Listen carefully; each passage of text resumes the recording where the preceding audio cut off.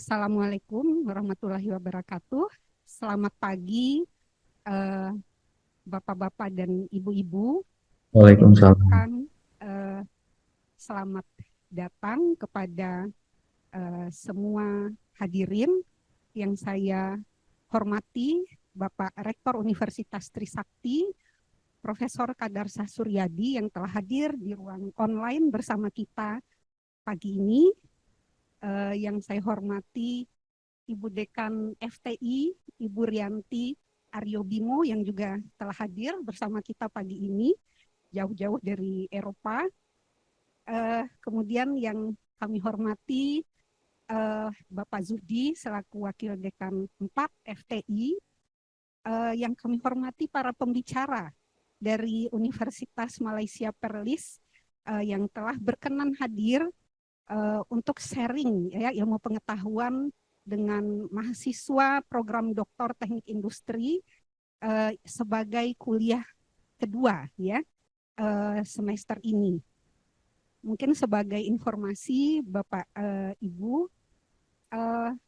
program Doktor Teknik Industri adalah program yang baru kita buka pada semester ini dan kami sangat senang untuk kesempatan ini kita menerima kehormatan menerima kuliah tamu dari kolega kami Fakulty of Mechanical Engineering Universiti Malaysia Perlis yang ceritanya membalas kunjungan kami gitu ya ke Malaysia 1 bulan yang lalu. Baiklah Bapak Ibu dan juga para mahasiswa sekalian, sebelum kita memulai kuliah yang akan diberikan dalam 3 sesi oleh dosen tamu kita, saya akan memberikan riwayat singkat ya, kurikulum vitae singkat dari pembicara kita. The first is Associate Professor Insinyur TS Dr. Mohamad Shaiful Ashrul bin Ishak. Good morning, Dr. Shaiful. Dr. Shaiful graduate from BN Mechanical Aeronautics UTM, Master Program in Mechanical UTM, and PhD from Mechanical Engineering UTM. Beliau anggota dari Board of Engineers Malaysia dan sekarang sebagai professional engineer. Beliau juga Board of Technologies, Professional Technologies, dan juga member of the Institution of Engineers Malaysia sebagai corporate member. Pada pagi ini, Dr. Shaiful akan memberikan kuliah berjudul Research Methodology, Conference and Journal Publication. Yang kedua adalah Associate Professor Dr. Ing Mohd Nazri bin Omar from Mechanical Department, Education Background, BN Mechanical Cons from UETM, Master from Technical University Berlin, Germany in Global Production Engineering, and PhD from Technical University Berlin in Energy Engineering. Beliau mempunyai kompetensi juga sebagai professional technologist, MBOT. And the last speaker, TS Dr. Nora Zaiazmin Yahaya, Dr. Zaiazmin from Manufacturing Department, Education Background, BSc in Mechanical Engineering from Iowa State University, USA, MS Master Program in Mechanical Engineering, University Science Malaysia, and PhD from Mechanical Engineering, Universiti Malaysia Perlis. Research interest in computational fluid dynamic and optimization. Dr. Nora Zaiazmin juga sebagai profesional teknologis in Malaysia. Topik yang akan diberikan, mohon maaf tadi oleh Dr. Nazri adalah Project Management in Industrial Technology, dan oleh Dr. Zaiazmin mengenai the use AI tools for optimum literature review. Baiklah, untuk tidak memperlama, saya akan mempersilahkan para pembicara kita untuk memberikan kuliah, maybe in English. So for the first, I will change for Dr. Shaiful or Dr. Nazri. Dr. Nazri, yeah, please welcome.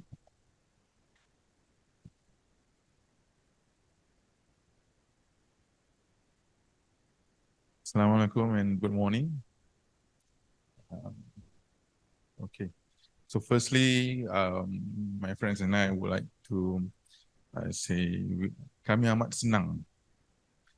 We are more than happy to come here, and we are glad and we look forward from Trisakti to come to Malaysia, particularly in Perlis, for increase our engagement.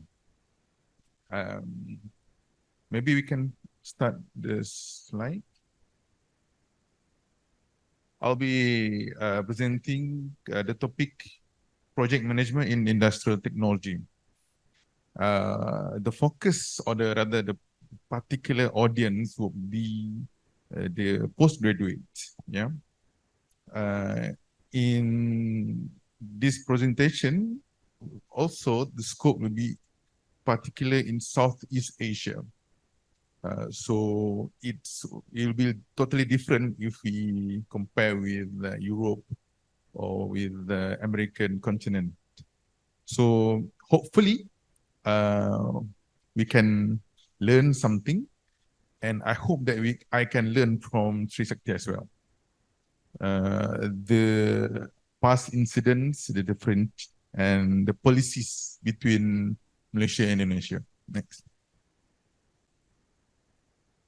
Well, of course, there are so many technologies we have been using, and currently one of the main technologies that we are focusing on in South Indonesia.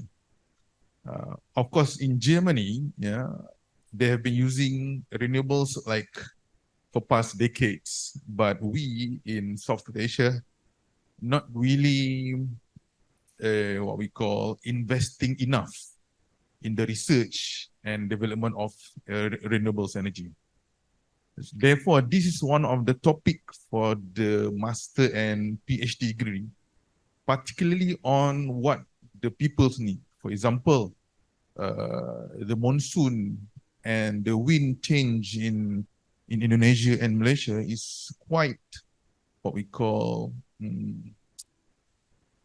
we cannot really specific or exactly forecast.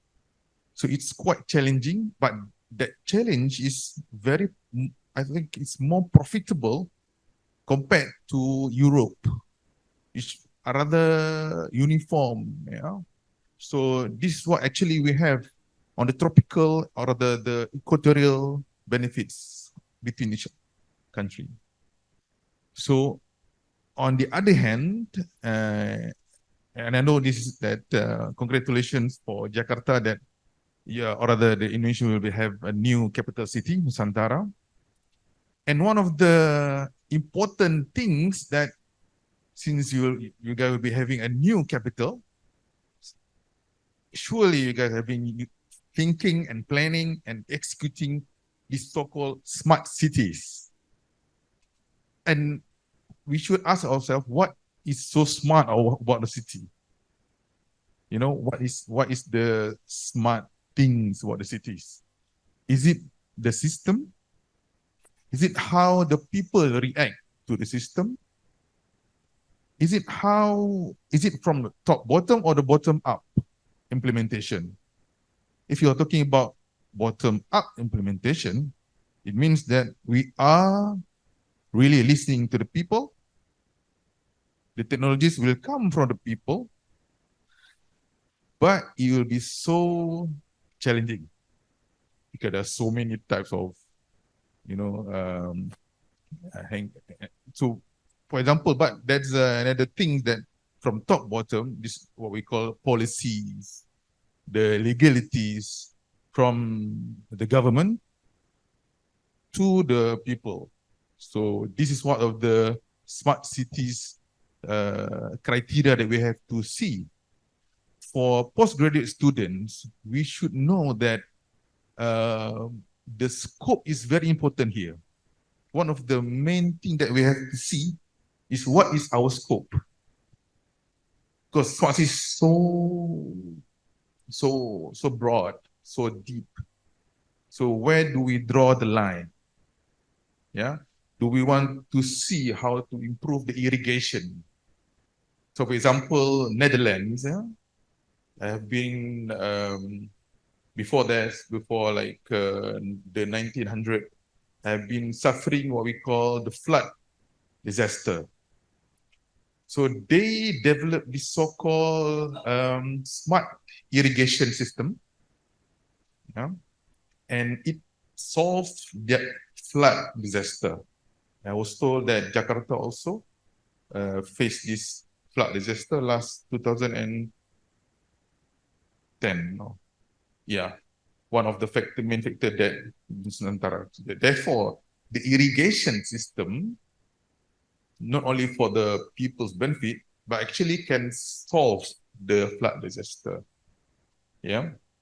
Moving on also, not only we need, this is quite similarly, but oil and gas, we know that we have to admit it's not as clean as renewable energy, but this is our resource that we still need to tap, but we need to process it cleanly, produce it cleanly, and reuse it again. I believe that Indonesia has so much potential on this particular resource. It just need to be what we call at your postgraduate level, not only policies, but in terms of technicalities on how we can benefit. For example, if you take LNG, I was told that Badak LNG just been or will close. I'm pretty sure that if we can tap the new LNG basins nearby into the Nusantara area, this will not only solve, because LNG is liquefied natural gas. Yeah? LNG is the cleanest fossil fuel and one of the highest in volume of the fossil fuel component. Yeah. And so far for Malaysia have been really benefiting producing LNG to Japan. And maybe it is one of the thing that Indonesia can look into, the need by Japan and European countries of LNG, let alone the Ukraine and Russia war. They are more than need of this gas into energy technology. All right. And Malaysia just launched this so-called floating LNG processor. Malaysia is the first in the world launching, and then followed by Australia, where we drill the gas, we process the gas on the ship, and the storage and we store in the ship, and then the ship that will transfer the gas will come to the ship and transfer it to consuming countries. So we don't really any land or any this so mobile. And I really think that we can work on this together, Malaysia and Indonesia, on this what we call this FLNG, floating LNG technology. Yeah. All right. Next slide. Therefore, one of the long-term planning that we can use, we can benefit the technology, for example, the stakeholders. For example, at the master or rather S2 level, yeah, maybe you can say this is not really this is not really for me. It's long-term planning. But for a long-term planning, you have to start somewhere. Yeah. Collaborating with external parties, yeah, is very important to chart your career. So for example, if you want to go into mechanical engineering field or chemical engineering field or consultant in medical, collaborating with multidisciplinary field is very important. Therefore, take yourself out from your bubble, your field bubble, and start to collaborate with other fields. Yeah, like, but however, you can see just,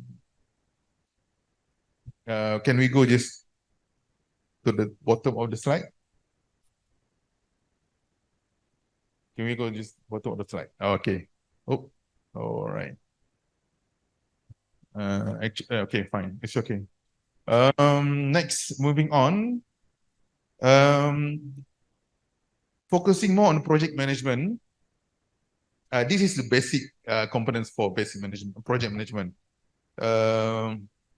If you guys have been using, who here is the project manager? I've been project engineer. Okay, I'm pretty sure you have how many years, Papa, in project management? 5 years, yeah, with industry as well. High voltage industry. This is so volatile, project management, that sometimes you think that I just want to, collaborate with my own within office colleagues. It's so volatile, project management, that you have to plan years ahead of the project.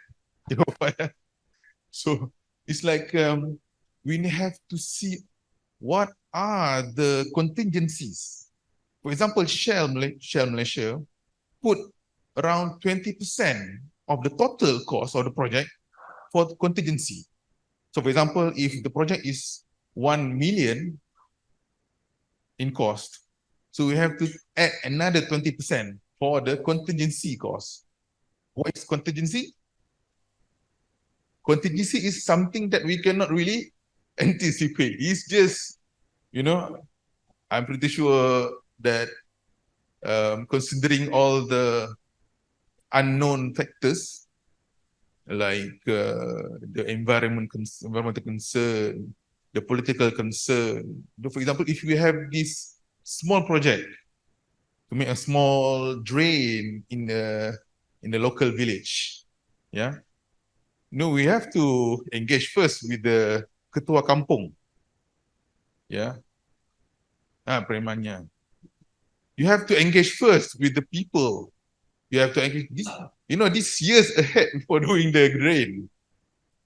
And how to, anticipate the cost of money over time is increasing. You have to include that also in your calculation. Yeah. So these are the components, the basic components. So you have to analyze market needs. Who needs the market? The people really doesn't know about the market really. They just know whether they can live from day to day. So we, which be given knowledge from God, need to go there, need to go to them to inform them this is the thing that may help you. You know, we cannot really, in Malaysia, we call it shock sendiri. You know, self gratification, we think that this is a good project. Maybe, this is good project for the government, but not really good for the people. We may get the grant, we may get the project, but the people will really not benefit from the project. So we go to the people first and set up the market analysis. Therefore, you go with the analysis of the market to the grant giver. So that's the how, from bottom to top, and never from top to bottom when you go to the market analysis. Then you can say the complete conceptual planning, but the planning is always, moving around. Try to, based on the project volume, you can see how frequent you will revise the project and what are the feasibilities. Feasibilities means that some place or some project or some people, they are quite easy to penetrate. Quite easy. The project is quite straightforward. It's just a drain, for 1 kilometer. It's straightforward. Yeah. The stakeholders are clear. Ketua kampung, premannya ini clear. Yeah. So it's quite, feasibility is quite clear. The legalities is, everything is done. The contractors, the subcontractors is clear. Everything is on paper. It's good. Just proceed everything and then you can finish the job. But there are certain feasibilities. There are certain things that it's quite challenging, and some certain things that you cannot really do. Just beyond the control. What should you do? At some level, you just have to what we call a redha. It's we cannot do this. We just cannot do this project. If you do this, more repercussion, more disasters will happen. This is what we call gut feeling. So, for example, we know that this river is quite important. Maybe not important for us, but important for the ecosystem, for the other plant and flora and fauna. But it's not really for us. But in 20 or 30 years, we know this. We have this feasibility and market study. We know already, we did this. But if we do this, it will totally endanger all the ecosystem. Now, the decision is on us. Okay, design and engineer and procure and construct, it's quite, for us, this is quite easy here. We are engineer, we are a designer. It's quite straightforward. We can go to, CATIA, AutoCAD, or this PDMS. Everything is just, computerized. It's quite easy, We can even subcon or to anyone else, and we can check back. Property calculation is intact, fine. Nothing is interference. However, when you procure and construct, this is quite tricky because we involve with people. It's involved with people. One of the, I worked with Shell before. One of the tips and tricks that I can share with the engineers or project managers or here. So when you have this tender, project tender come to you,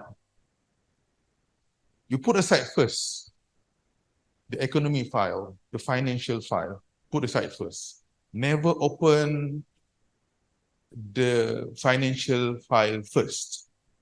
It will cloud your judgment. Yeah. Open the technical file first. Always open technical file. If it's if it's in compliance, then only you can move to the financial file. That's the basic thing that you have to always remind yourself. Okay. This also applies to the postgraduates. Always complete your technical calculation first. Then only proceed with the economic calculation. You know, if your technical is not really solved, it's not really completed, forget about the economics. You know, you cannot do, if you have good money, but the technically we are discussing about human life now here. Yeah. If you are building bridge, you know, you have a nice looking bridge, but the structure is not good, the material is deficient, then human life will, you know, endangered. And accept and use. Sometimes after we have finished, the construction is completed, the financial have been closed, we have to accept that we have done our best. This is what we call tawakal. We can, you know, have maintenance and report, but things will happen. And things have been happening, you know. So we will treat case by case. We cannot just really go to the blame game. You know, this is involving so many factors. Okay. Next slide. So one of the areas that students can, you know, tap, like time management. How can we improve time management in project management?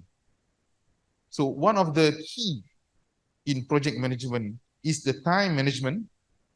We maybe can manage our time, our colleagues maybe can manage their time, but not for ketua kampung. You know, I don't think that when it's involved with our project, it's not their project. So how can we manage their time for our project? You know, there are so many buffers that we have to include too, right? So this is one of the things that you can research on. It's so abstract and subjective. The scope management, how small can we, as small as possible, one of the advice that I've been given to is always put as much scope as possible, as detailed as possible, as many as possible, the scope. It will save your life after that. You know, you know, it will defend you. You have the so-called Shariah. This is Shariah for the project management. The scope, you know, how much bar, how much pressure. We have assumed earlier, reported earlier that the bar, the pressure is 2 bar. Yeah, that's clear. That's why if it's not happening, then we can change the scope later. But we have assumed that. Therefore, people cannot say anything. We have assumed that already. So we have made assumptions on things and things, yeah. And cost, as I told you, can balloon up, never will decrease of the cost. We can never have that. Yeah, it will happening. The quality, well, quality is quite subjective also. Maybe one of the, but for me, is one of the most difficult research topic is the resource management. Resource management. What is resource management? It's not really in, you know, in terms of money. It's in terms of people. Yeah. If you are using, maybe Bapak guna ini ya, Microsoft project atau pakai software apa untuk manage project? Microsoft project ya. Mendingan itu lebih friendly gitu ya. Nah. Kalau Microsoft project itu ya, ada bahagiannya resources. Berapa jamnya? Bahasa Inggris lagi. How many hours or how many, you know, who will be the stakeholders, who will be doing that task?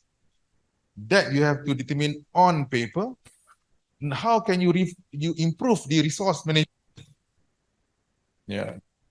People need their time to understand your project. You already understood your project, it's fine. But we cannot force people to understand our project. They need their time. So you have to buffer first before. And then you have to put their time for working, time for, you know, libur dan sebagainya. And the stakeholders, I'm sure it's important. And procurement. Okay, next slide. Okay, maybe I have like 1 or 2 minutes. We can see, actually it's, you know, if we have like mouse hovering downwards, you can see the slides going up. Can you just, you know, move your mouse down? Ya, gitu. You can see there are so many tragedies and incidents that is actually, maybe we can just go at the bottom, most bottom, can speed up. Yeah, lagi-lagi. Yeah. Okay, one of the, all right, this is Fukushima. Yeah. The Fukushima plant is one of the recent disaster. You know Japan. Japanese quite meticulous, very careful in designing their what we call power plant. Their turbine and their compressor is quite, state of the art, especially for this Fukushima plant. However, one of the lessons that we can learn from this disaster is that they don't have this so-called scenario that when all the plants been shut off down, there's no more power to cooling down. So what happens if you don't cool your reactor? Disaster. So it's triple level disaster. You have this earthquake, you have this tsunami, and you have this nuclear disaster. I don't think there are more disaster than this. So disastrous. So the lesson is always have this scenario on hand. You know what is the scenario? It's the potential disaster and what can we do without it. They know they have this scenario of Chernobyl disaster, but during that disaster they learned that one of or two or the power plant is still working and they still have electricity to cool down. But no, there's no disaster, there's no guidelines what to do when all is totally out of electricity. Yeah, power. Okay. Maybe we go next slide. Next slide. Okay, this is one of the, maybe we can go, you can see the main authors and researchers of project management. Yeah. Next. Right. One of the key takeaways in invest in human capital, in knowledge. One of the most important advice in my life is rezeki itu bukannya di mesin, Pak. Tapi rezekinya di orangnya, di manusianya. We can use so many robots, we can use so many technologies, AI and all that, but God will give the rahmah to the people that use it. Always invest in human capital. Right. Maybe last slide. Okay, thank you so much. Please contact me at this email for us to engage research and development. And we have this visit Perlis next year campaign. Come and this is totally different Jakarta, I assure you. Yeah. Right. And iya, mangga. Dia panggil harum manis, Pak. Hanya di Perlis, nggak ada di there's no at other states this particular harum and manis. Yeah, it can only grow in Perlis. It's quite mystery. Okay, that's only for it. Thank you very much.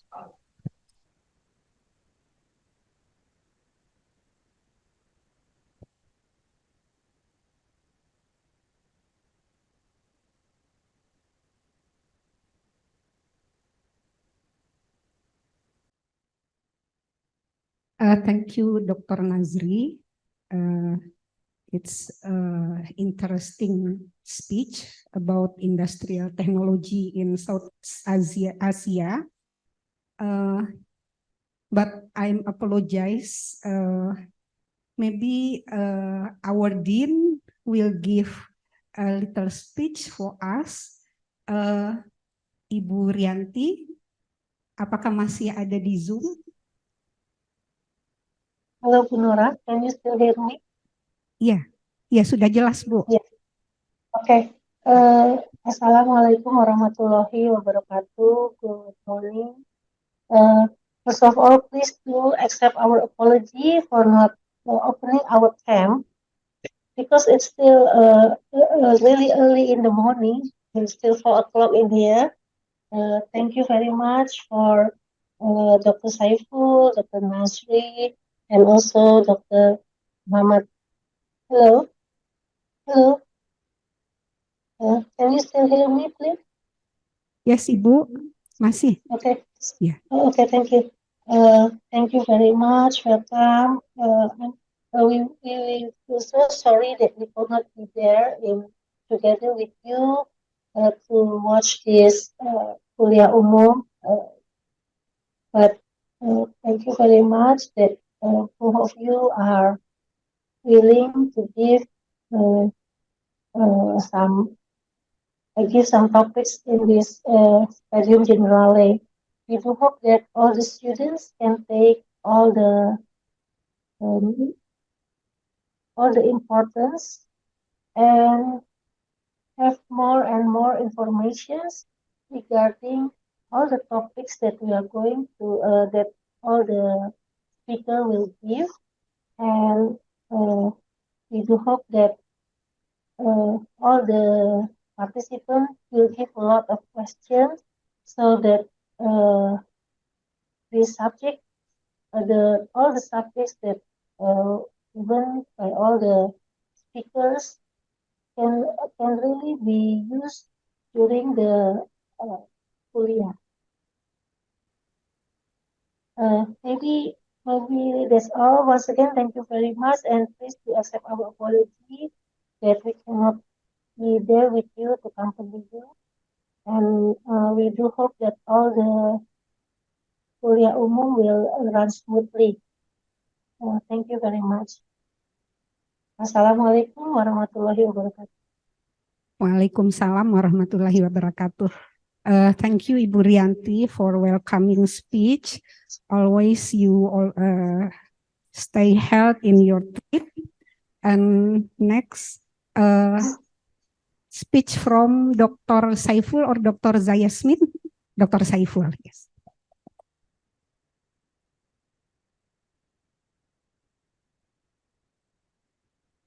Assalamualaikum warahmatullahi wabarakatuh.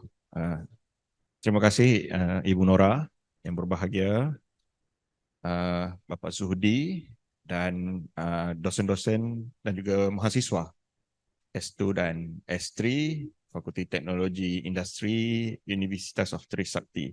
Okay, before I'm starting my lecture today, I would like to show our corporate video of the Faculty of Mechanical Engineering, Universiti Malaysia Perlis. So please.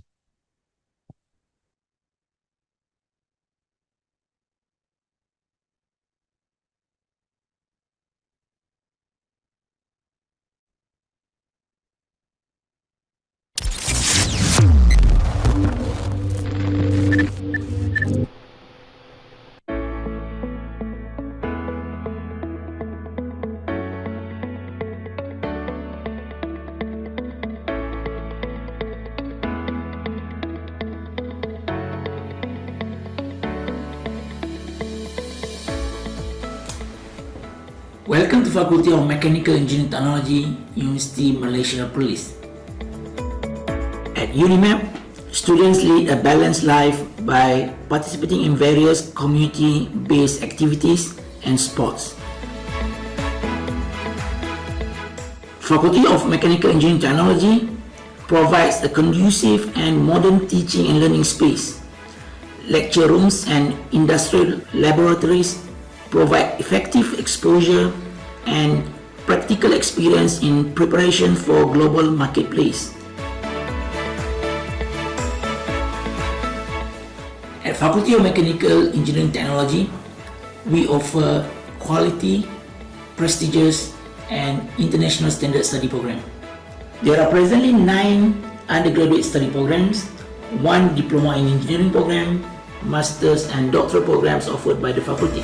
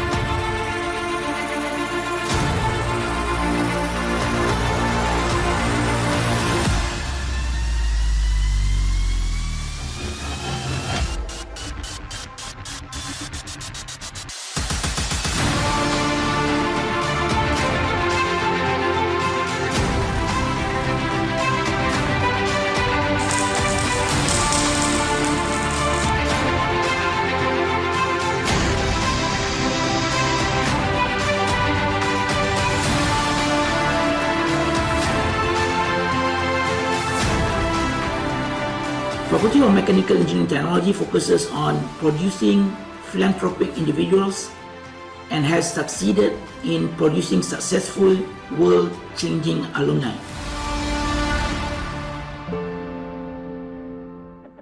Faculty of Mechanical Engineering Technology is proud to have been recognized as the global leader across engineering and technology indices for our research achievements, expertise, and for our reputation within and across the industries in which we operate locally and internationally.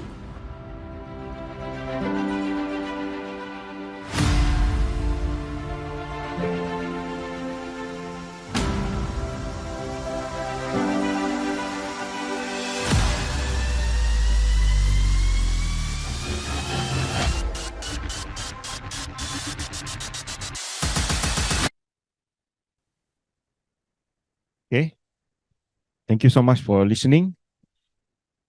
I want to continue my lecture today with the title of Research Methodology and also the writing of journal. Okay, I want to make this sharing session with Bapak Ibu-Ibu dan Bapak-Bapak dosen. We make as a sharing session. So anything that you want to discuss during the presentation, just highlight it to me. Right.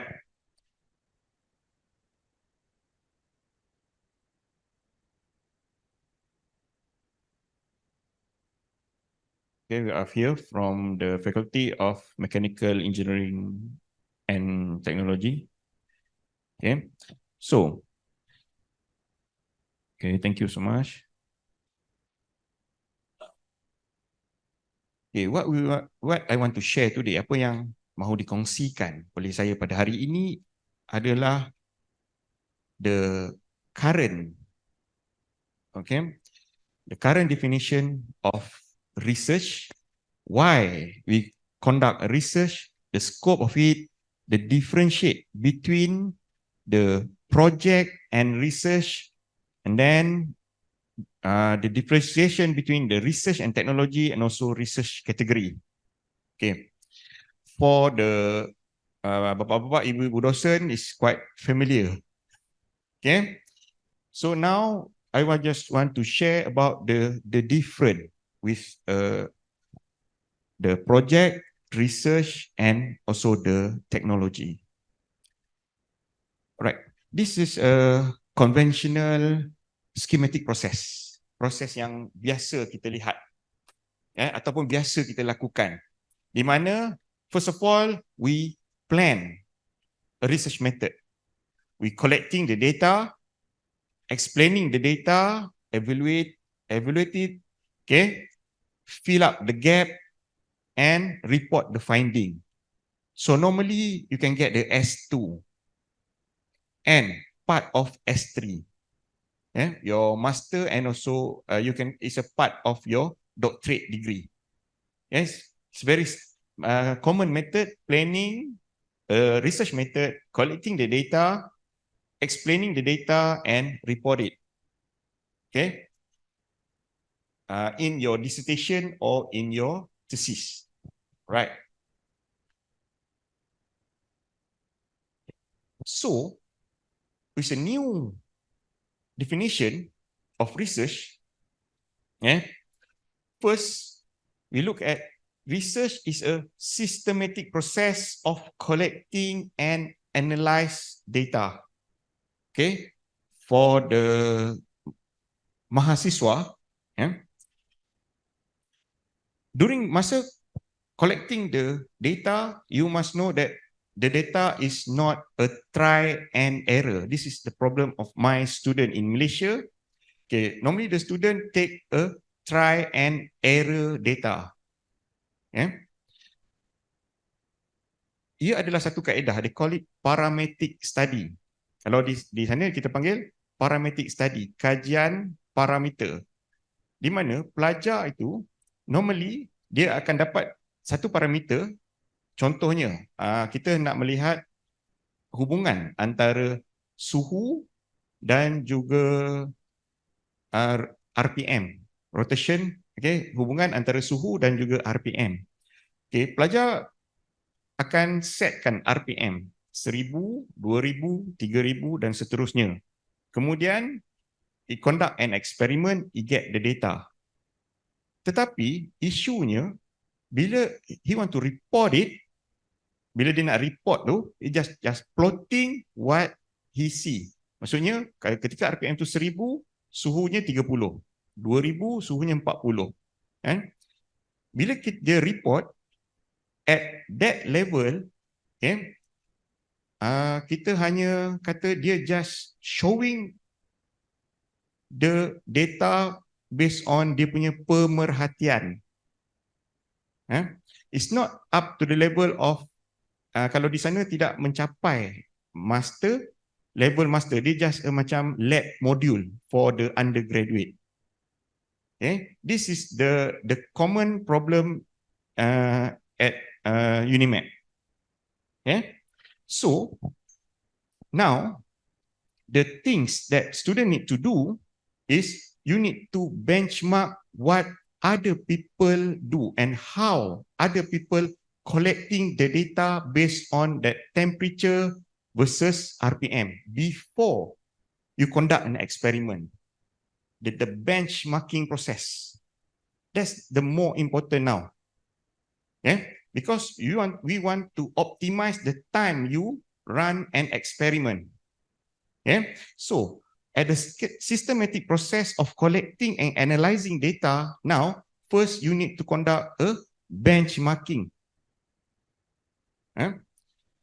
What are the range that people do for that methodology or that setup of an experiment? So, next.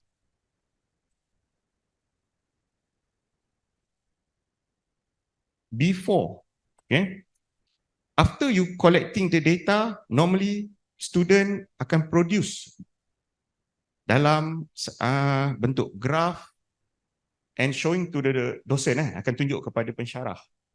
So, and biasanya pelajar di tempat saya, dia hanya just report, sir, dia punya hubungan, okay, dia kan naik berkadar terus, berkadar songsang di sini.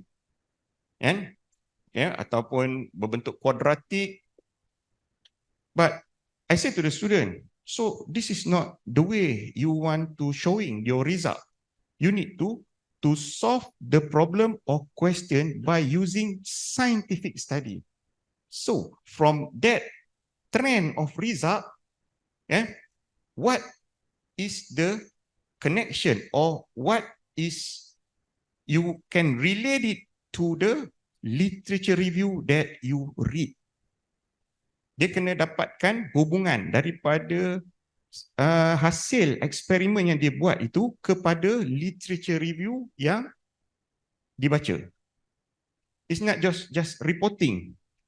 Okay? Hubungannya okay, berkadar terus, berkadar songsang, berbentuk kuadratik. When I ask the student, okay, what you want to show me? Okay, apa relationnya dengan LR yang you baca? So, the second thing, the definition of the research for the mahasiswa now is the ability to relate it to the literature review. So, bila dalam diskusi atau dalam discussion, part of discussion, the relation between the LR tu akan ada dalam bahagian analisis. Itu yang saya nampak kekurangan dalam thesis. Sama ada peringkat masters ataupun doctorate. Okay. Last, back, still the research also is the function is to understand the study or to communicate. Writing in thesis, how many mahasiswa here? All the docent. 24. Yeah. Research now, bila you writing a thesis, during my time, pengalaman saya, thesis you tu tak ada orang yang nak baca. Kecuali examiner, supervisor and yourself. Is it correct? Betul tak? Bapak-bapak dosen, siapakah yang nak membaca tesis kita tu? Selain daripada kita, examiner dan dosen. Okay. Now, kita kena ubah persepsi tu di mana tesis kita tu perlu menjadi satu bahan komunikasi. So, bagaimana kita nak report dalam tesis tu, kita nak tesis kita itu dalam bahasa Melayu, ia seronok dibaca. Kalau you just tulis, okay, hubungan antara parameter A, parameter B disebabkan oleh ini, who want to read it? So kita kena ubah persepsi tu, menunjukkan tesis itu is seronok untuk dibaca. Bukan oleh dosen, bukan oleh examiner, dosen ataupun diri kita sendiri, kita cuba transferkan kita punya finding itu to the society. Yeah? This is the new definition of research now. The research must be shared with the society. So we need to write our thesis, not just all the DYDX, tetapi dia mestilah ada elemen yang what are other people, macam mana kita nak orang yang luar daripada skop kita itu membacanya. Okay. So, slide-slide berikutnya kita akan tengok semula how we want to do it. Okay. This is the conventional. Ini yang konvensional. Kenapa kita membuat penelitian ataupun penyelidikan? Okay. To add to the body of knowledge. Okay. Dulu kita belajar math asas. Kemudian kita akan extend of that math asas tu, because we want to add the body of knowledge. Second, we conduct research is to solve problem, to find out what happened, to find evidence, to inform practice, and to develop a greater understanding of people or their world. This is we want to add to our research. Because now, if you want to apply a research grant in Malaysia, just what we discussed yesterday, let's say you want to conduct a fundamental research. Fundamental research. You want to study about the combustion process, let's say, untuk combustion process kan, pembakaran di sini. Yeah? In your research proposal, you kena ada dah di bahagian belakang tu sekarang ni ada SDG. Okay, research you ni duduk dalam SDG yang mana? Kemudian, apakah direct customer you? Walaupun you buat fundamental research. Sama. Mungkin boleh pada chat kalau ingin kalau nak bertanya boleh pada chatting. Okay. Dalam research proposal you dah kena letak who are the direct customer.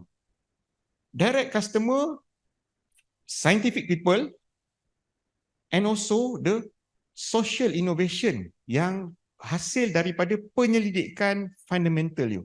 Itu adalah bagaimana permohonan research grant di Malaysia. You kena relatekan walaupun fundamental research tetapi they must have a social innovation. Apakah benefit fundamental research you kepada society? Because they don't want that your output just to the group of your people only. Pada group you saja.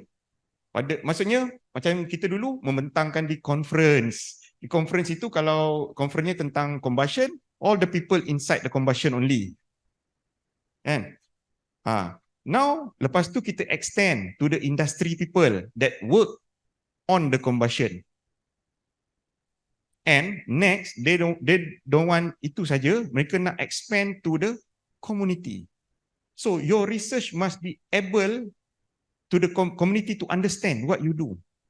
Because kita nak sekarang ni, that research dia tidak macam kita buat report, simpan dalam store. Okay? That's why The add-on now is why I want to conduct research, to develop a greater understanding of people and their world, not just us. Begitu juga dengan mahasiswa.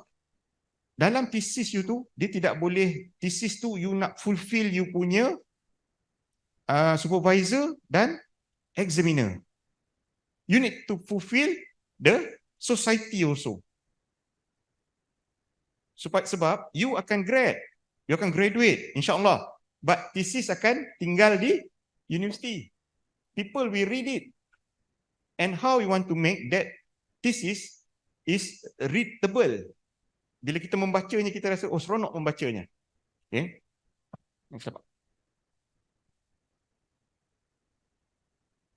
Yeah. So this is the new one. To contribute to other people well-being. To contribute to personal needs. Okay. To understand other person point of view, to create more interest in the research. Nowadays, people can critique us in the social media where they are not, kita tak sama background pun. Sedangkan, lihat tak, perkara itu berlaku sekarang. Let's say Malaysia, kita ada bangunkan 101 di Kuala Lumpur. Kemudian baru-baru ini rencana tentang pembikinan bangunan tersebut dikeluarkan di television. Okay. People critique it in the social media. Sedangkan mereka tidak mempunyai background engineering pun. Mereka tidak mempunyai background arkitek pun. Mereka tidak mempunyai background yang berkaitan pun dalam pembinaan bangunan tersebut. Tetapi mereka menyatakan pandangan, menyatakan pendapat berdasarkan knowledge yang mereka ada. Sedangkan mereka bukan dalam bidang tu pun. Dan inilah yang kita perlu accept. Kita kena perlu terima. So dalam research methodology yang akan datang ini, kita kena to understand another person point of view and to create more interest in the researcher, tetapi dalam profile yang lebih luas. That's the challenge of research now. Kita tak fulfill orang yang contohnya combustion. Kita tak fulfill the people inside the combustion, but we need to fulfill the people outside that field. So this is the challenge now that we want to add in the methodology. Saya tidak mempunyai jawapan dan mungkin kita boleh share jawapan itu bersama. Okay, next. Bapak. Okay, now we look at the outcome. The outcome of the research. Of course, sebelum ini outcome kita journal, paper, buku, pelbagai. Tetapi kita nak tengok sekarang ni outcome, who want to read it? Siapakah yang ingin membacanya? Adakah dia hanya memenuhkan dalam rak library? So kita tengok, of course, outcome of research now, a new or improved product. Dia bukan lagi dalam bentuk journal. Dia must come out dengan the people that you can feel it. Macam supervisor kata dulu, research ni hasilnya sekarang ni is not the things that you need to read, but you need to have a feel on it.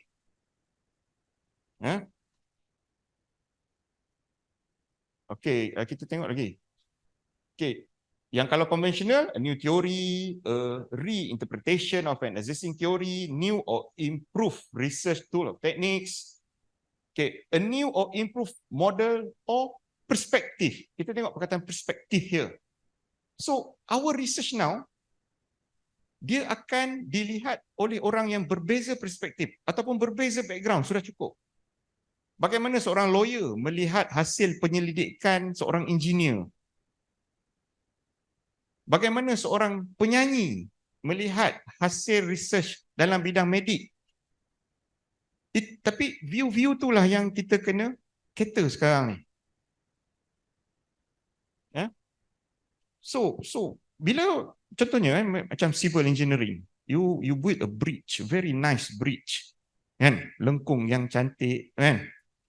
Okay, mungkin cantik di mata you, cantik di mata arkitek, Tetapi bagaimana pula sisi pandangan orang lain? That's we want to add on. Sebab kalau untuk memohon grant, you dah kena ada people view tu kena ada dalam permohonan grant you tu. Sebab kita nak hasil penyelidikan kita ini dirasai oleh sebanyak mana spektrum professional people. Yalah, doktor also professional people, architect is also professional people, surveyor, pelbagai professional people, tetapi dia dapat merasai hasil research you tu. Kemudian okay, next slide. Okay. So, yang tadi Pak, yang sebelum ni. Okay. Tetapi, kita ada tetapi pula. Kadang-kadang kita jadi terlajak. Sebab macam tadi kita nak fulfill kan? Kita nak fulfill orang ni, kita nak fulfill orang ni. Tetapi di mana batasannya? Di mana batasannya? Atau in Malaysia they call it, where is your research envelope? Maksudnya, walaupun you nak fulfill, dulu kita tak panggil envelope, dulu kita panggil research gap. Kan? Maksudnya, now this is the current one and we behind that. So we want to fill up that gap. Betul tak? Jadi ia adalah satu jalan yang ke hadapan.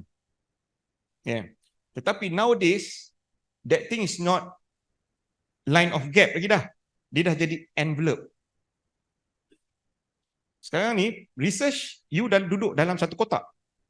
Kotak di hadapan itu adalah gap between, let's say, the research in the combustion. Between the combustion people. So, at the present, masa kini, ini dah di research dalam bidang combustion, you mungkin one step behind.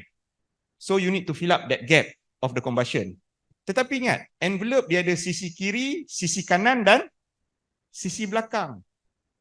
So, you need to fill up also the perspective untuk sisi kiri, sisi kanan dan juga sisi belakang. So, sekarang ni research kita lebih orang kata apa, mencabar. Di mana kita kena fill up juga gap yang sisi-sisi lain tu. Itu dia sekarang ni, they call it research envelope. Where is your research envelope now? Dengan envelope tu lah yang you akan, dan bila you going forward, you akan bawa envelope tu ke depan. Dan permohonan grant di Malaysia untuk research, you kena start thinking of what is the gap for the left envelope, right envelope, and also the yang lain di belakang kan. Jadi itu yang cabaran kita sekarang ni dalam research methodology. Okay. Tetapi what isn't research? Yang mana yang kalau kata kita mohon proposal itu ditolak. Bila research itu, you just playing with the technology.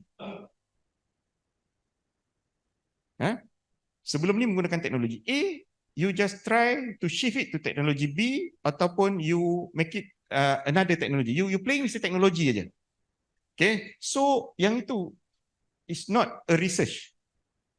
Kalau mahasiswa juga, kalau katakan method A menggunakan teknologi ini dan method B menggunakan teknologi ini, we didn't consider it as a research. Memang dia akan fulfill. You perasan tak kan? Dia akan fulfill kan ada people punya kan. Contohnya macam apa tu dipanggil? Netizen. Dia akan fulfillkan netizen kan. They're comparing the technology. But this is not research. You please do not report it in your thesis. Book report. Ini old school lah. Programming report.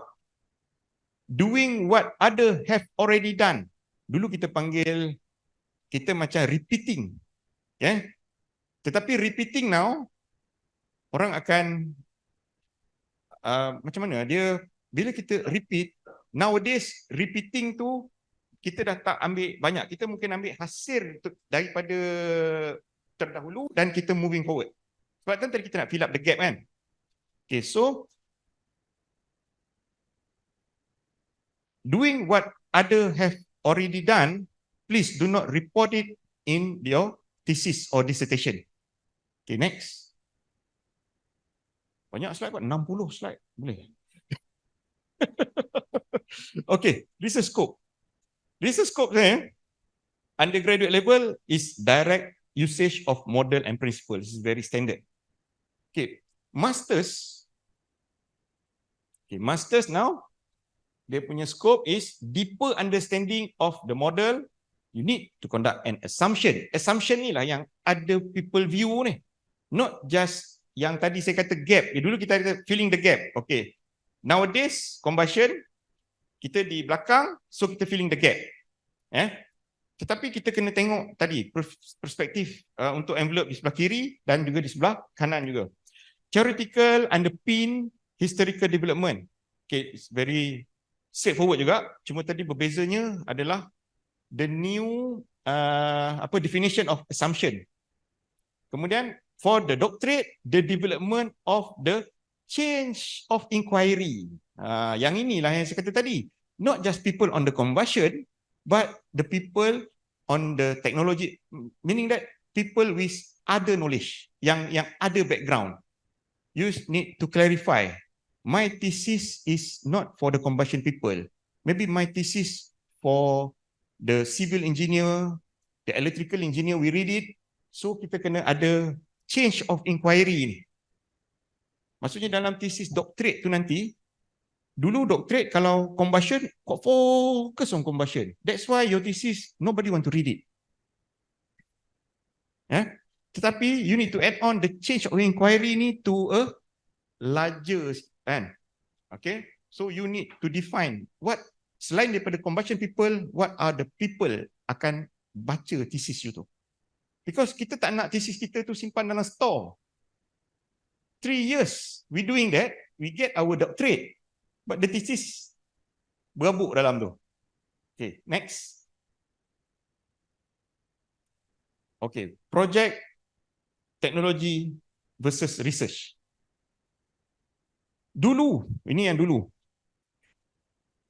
Apply theory, coming up with a new theory or concept of your own. We only know the problem, and over a period of time, we will apply new method to generate solution. Cannot guarantee that solution will be found in the given time frame. This is standard. Okay. Nowadays, you kena blend the project, research and technology. Sebab kita dikembali kepada yang case envelope tu tadi. Because sometimes examiner you, macam kata saya jadi examiner, I don't want the doctorate student, you see your research in single view. This theory, and then approve it, you prove it, and then you come out with a new result. No. You must come out also with the next and from your research, what the goal you want to achieve, not just the result. And then the technology development. Not applying technology. Tadi apply technology kan. The technology development from the ni. Sebab people akan guna yang ini. Okay. Mungkin combustion, dulu kita lihat combustion ni, okay, kita akan naikkan suhu kan. Tetapi what about mungkin untuk saintis dalam bidang fizik ataupun kimia ataupun bakery, pembuat roti, mungkin akan guna teknologi combustion you tu untuk masak roti. We call it micro combustion. Nampak tak? Kita buat bakery, pembuat roti nak guna teknologi pembakaran. Because if you want, you can develop a micro combustion, mungkin boleh digunakan untuk bidang lain. Nampak tak? That's the technology come. Yang tu saya kata tadi, the perspective of view tu, dia akan luaskan lagi. Okay, next.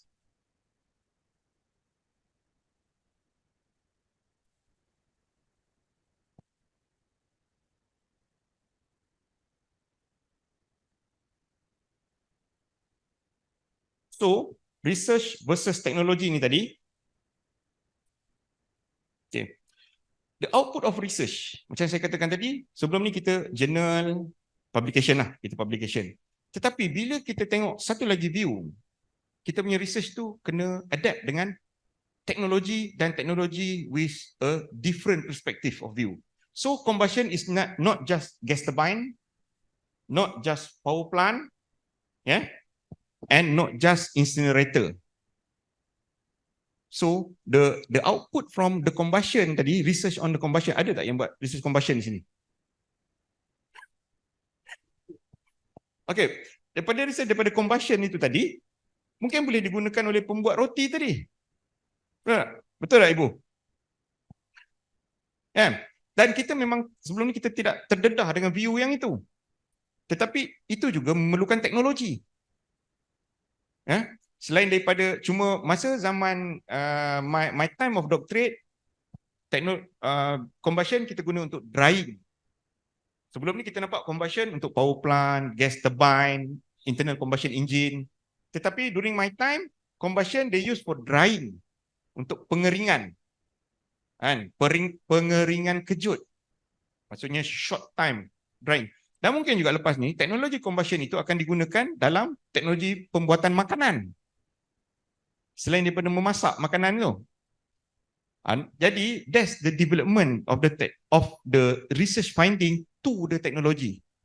Okay. So next.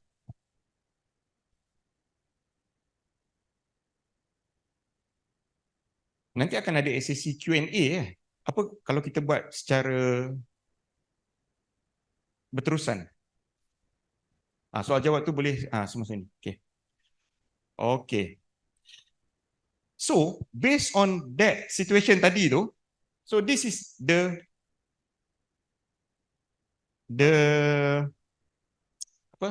type of research now. This is the research. Sebelum ni kita tengok ni, fundamental and basic research. Kemudian kita nampak applied research. Tetapi kita kena add on satu lagi sekarang ni. They call it action research. Di mana it's a part of applied research.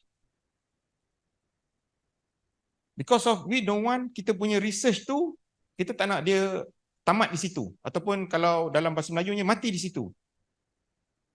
Hanya boleh menulis buku, kan? Buku tu tinggal di rak.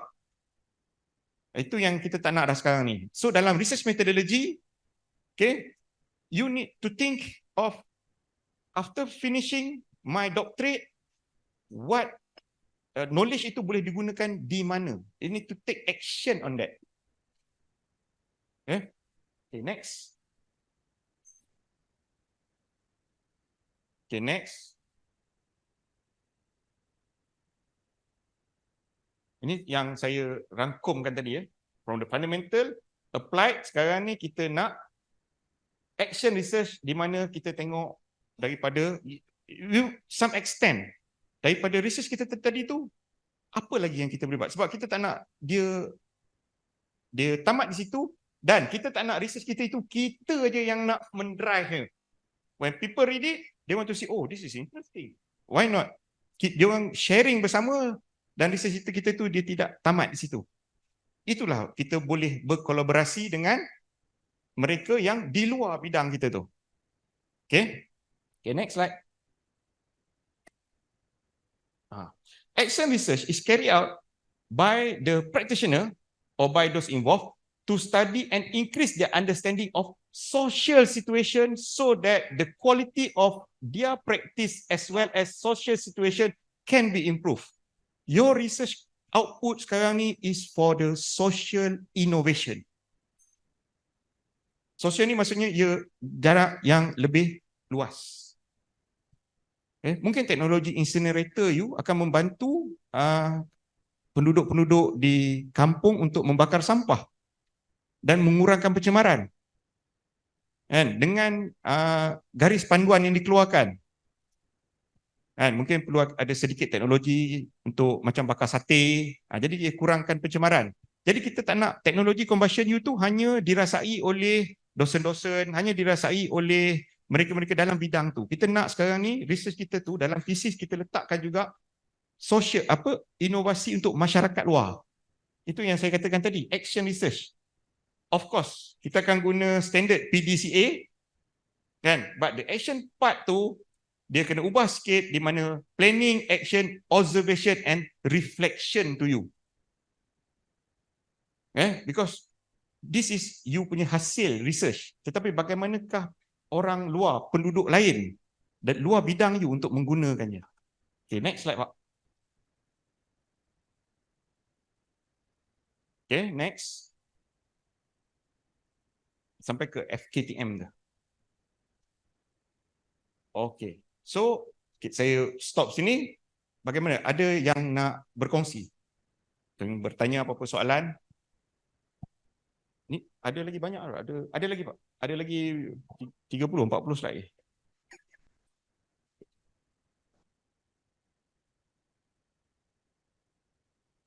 Okay. Okay. Okay, next slide.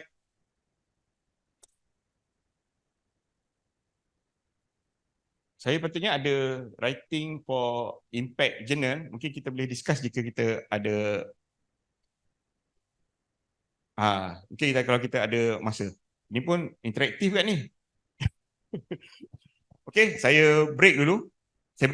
Yang ni kalau kita ada masa sebab yang ini is very technical. Okay, sekian saja daripada saya.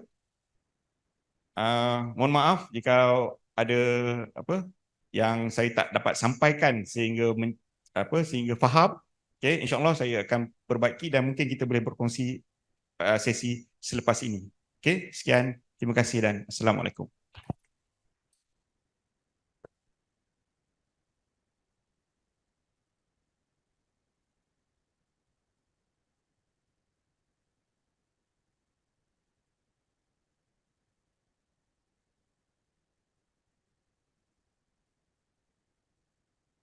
Thank you, Dr. Shaiful. It's very interesting speech because we get another point of view about the research, how our research can achieve a wide population. Bapak dan Ibu, mahasiswa S3 baik yang di ruangan ini maupun mahasiswa master program yang ada di lantai 3 maupun di rumah, serta semua mahasiswa S1, Bapak Ibu dosen yang menghadiri kuliah umum ini, silahkan kalau ingin menyampaikan pertanyaan diletakkan di chat room. Nanti akan diberikan kesempatan untuk bertanya setelah sesi terakhir yang akan diberikan oleh Dr. Zaiazmin. And now I give a question for Dr. Zaiazmin. Please, Dokter. Bismillahirrahmanirrahim. Assalamualaikum dan selamat pagi. First of all, my name is Nora Zaiazmin Yahaya from Universiti Malaysia Perlis. So today I'm going to share with all of you interesting topic to how to use an artificial intelligence to help us to write a literature review in a systematic order and also as fast as it can be. Okay.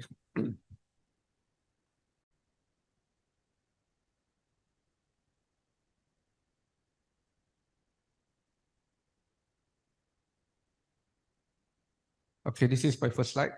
The title is using the AI tools to write a literature review and bring a strong foundation for your research. Okay, next slide. The presentation outline is shown in front. First, I'm going to talk about introduction of the literature review in a brief manner. And second, information retrieval, how the student tackle this information retrieval task. Third is citation and organization. Fourth is writing and communication. And fifth is ethical consideration. And finally, I will show or share several AI tools that are available in the internet. Some of them are free, some of them are free for trial, and some of them, when you choose it at its maximum potential, you need to subscribe. Okay, next. First, what is a literature review? In common sense, is a literature review is just a summarization of past works. So it helps students to summarize and synthesize existing knowledge on the topic. It helps establish the context of research and provide a framework understanding of the research question. So meaning that this literature review is a very important component in our thesis writing, so that the student and also the examiner and also your docent will understand what are you doing and what other peoples are doing, and do you understand or not what other peoples are doing in order for you to proceed your PhD or master's in the research. Second is to identify gaps of existing knowledge. So you have to understand that in literature review, you need to dig, you need to search, and you need to find what other people have done in the past and try to figure out where is the gaps that you can contribute. This is generally for the S3 students. Because S3 student, you need to fill up the gaps, and for S2 student, it's not necessary for you to find a gap in the research in order for you to upgrade or contribute knowledge in that fields.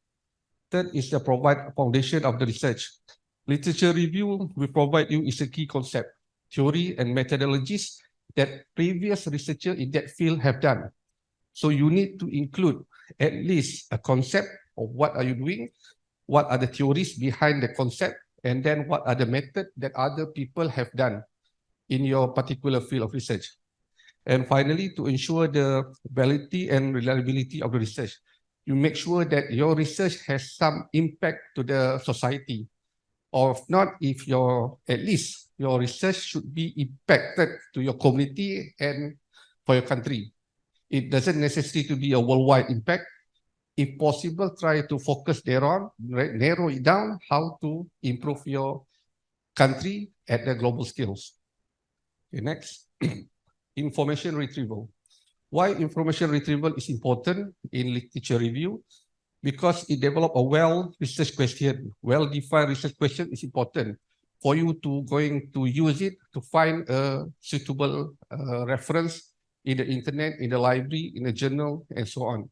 Without the proper questions that you have in mind, you may not be able to find whatever you want in the internet. For example, I want to ask why this happened, what method that previous researcher used, what are the impacts, what are the parameters, what are the limitations, what are the contribution, what people are using but cannot be done at that time because of the technology limitation and so on. This information is very important for you to narrow down your scope in your research. Second, choose the right keywords. Right keywords is important for certain search engine, where you use a keyword to find the papers, or you use keywords to find a research reference for selected papers in a very huge database of research collection papers. You need to make sure that you find the correct keyword for your research. Second is you need to search for multiple database. So we have like Elsevier, we have maybe in Indonesia, you have your own database. In Malaysia also we have our own database of research. You need to find as much as information from various databases sources in the internet. Third is you need to have some certain understanding on how to ensure that your papers or your reference information is reliable. So for S3, I recommend that you focus on journals papers only, because this is the most reliable information that you can gather in the internet. For S2 or maybe S1, maybe some conference papers or from internet website, maybe you can add on. But for S3, I recommend that you avoid all that other information. Just focus information on journals in the peer review journals. If you can get a Q1, Q2 journals, is very good. Okay, next. Third is important in literature review is citation. For citation, for my experience, we have three citation software. First is EndNote. It's a paid software that you need to buy. Second is Mendeley. Mendeley is under Elsevier. It is free, I think, if your university subscribe to Excelvia database. And the last one is Zontoro. Zontoro is open source, where you can use it freely, but it's not as powerful as this two software for bibliography. But at least you have free software that you can organize all your references in bibliography, so that when you write a thesis, all those references will be updated automatically, and you can set it whether you want to use APA, MLA, or IEEE format. So all this system that included in the EndNote, Mendeley, and etc. will help you to fastest writing your thesis. You not to worry about the syntax error. You not to worry about the references missing or something. Just use the software. Okay, next. Writing and communication. As my friend mentioned just now, your thesis is a form of communication. You need to write it as simple as possible and concisely, meaning that you need to create a sentences that is short and easy for other people to understand. Because you need to understand that people that read your papers, read your publication, or read your thesis may not be the same field as your own research field. They are maybe from different background, different education levels, and different cognitive level. So you need to make the sentence as precisely as possible and as short as possible, so that people who read your papers or your thesis will easily to understand what you're trying to communicate with them, what kind of information you want to relay to them. Okay, next. Ethical and consideration. This is very important topic that I emphasize to my students. When you do a literature review, you need to be ethical. You need to be ethical. Do not plagiarism. Plagiarism is a very serious offense in the education field or in education realm or in the education world. If you plagiarize, they will definitely penalize you. So in order for you to avoid plagiarism, you need to use these tools.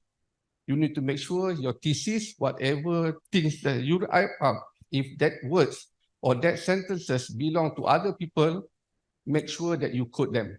Otherwise, when a computer system check your thesis and they found out many of your sentences come from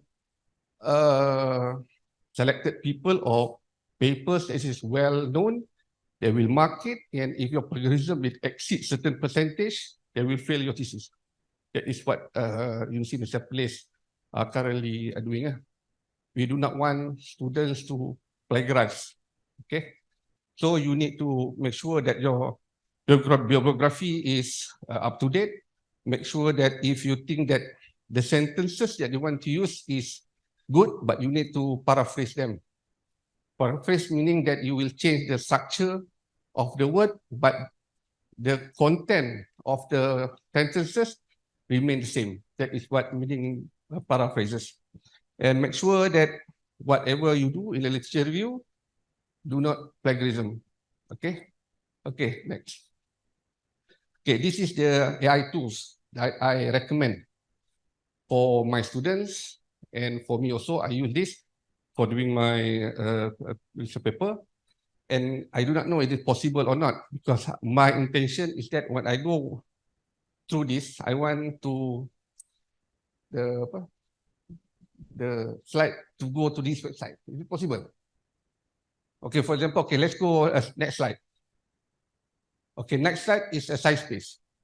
SciSpace is an AI-powered research assistant, where it's a compressive database is around 200 million papers. Can you go to this website? Just want to show you the copy. I do not do hyperlink. You need to copy and then you paste. If possible, if not possible, it's okay. Okay. Just I want to show you what is inside the AI website.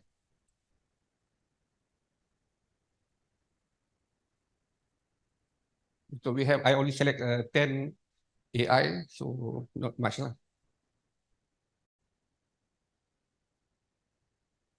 Okay, this is a SciSpace.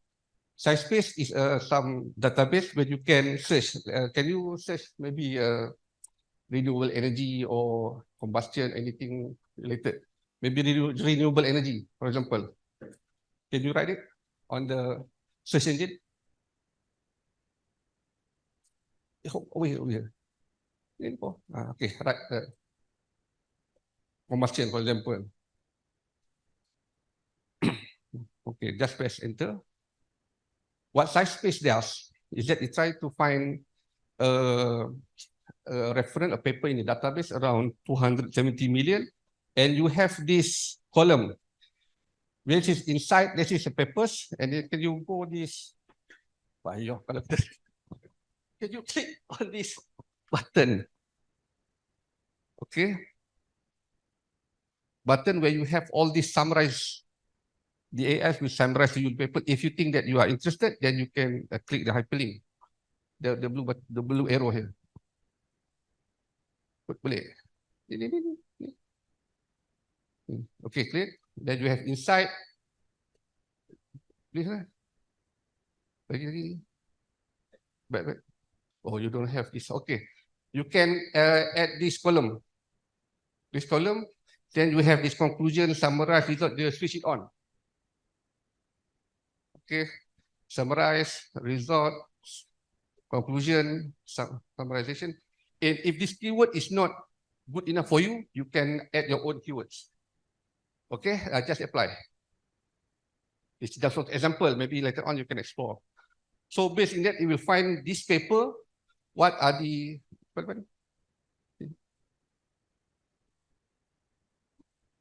Okay, what is summarized abstract? What is the result? If no result, they say it will not appear here. Can you go back? So whatever column that you select, it will appear here. And down here, you can go down. They will have several related papers that will summarize it for you. Okay, this is what SciSpace is used for. Okay, play. Can we go next? Okay, go to my slide. Okay. Can you go to my slide? Next, we have, I think, consensus.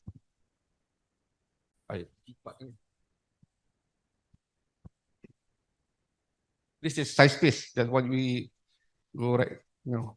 Okay, next slide is consensus. Consensus is a database for you to find the papers. Want to go one-to-one or no need? If no need, we can go through. Maybe later on you can go inside. But okay. The consensus is very good because it shows papers that you can download. Because if you use Google Scholar, they list out the papers, but some of the papers you cannot download. It's not open source. For consensus, it will show you papers where it is open source, where you can download all those papers, whatever it shows to you. And the result is precise, very good result. Okay, you can search whatever keyword that you want to search, maybe combustion again.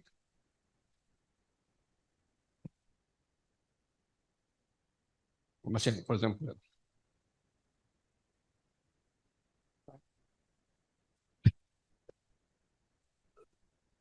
Okay, alamak nak kena. It is free, but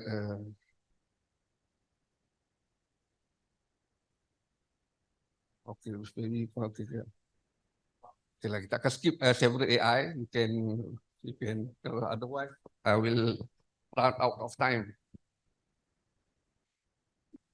Let's skip. Okay, I show you one of the most interesting AI that I use. Go back. Okay, consensus. And the next slide.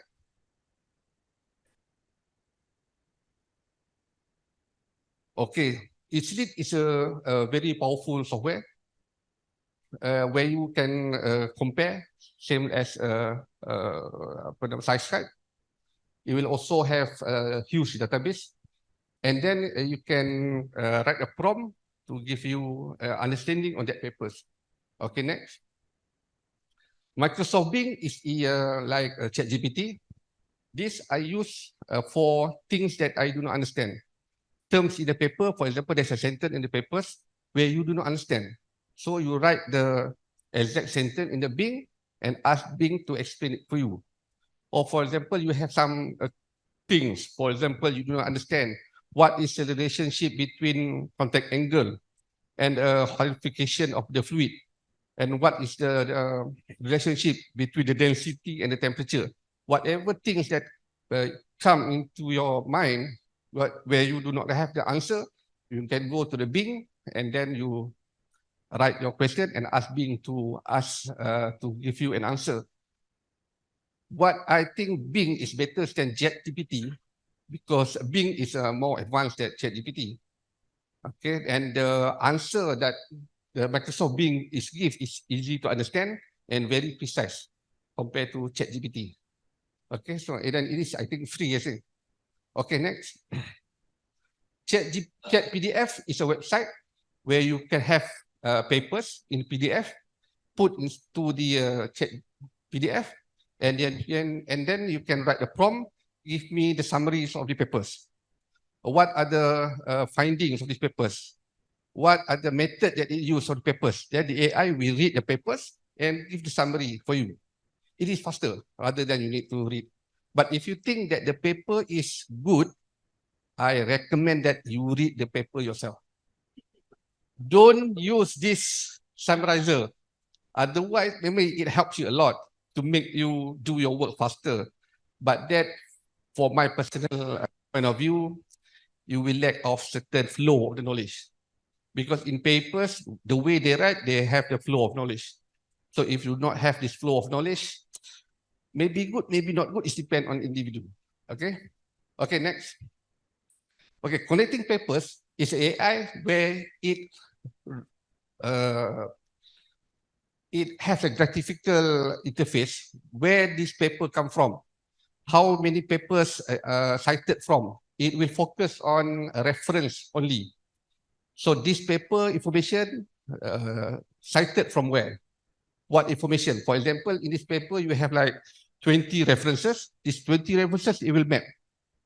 So these references come from which paper, and which paper cited from which paper. It has like a balloon type, and between each balloon, there's a line. So based on these references, you know that from the cloud of the balloons, what are the players, what are the authors that contribute a lot in that field. That you use these connecting papers, AI thing. Okay, next. This is I want to show. This is very interesting. Can you open this? This I use a lot. Very powerful software. Can you open? This is insightful. Very, very, very dangerous website where it provides you huge information.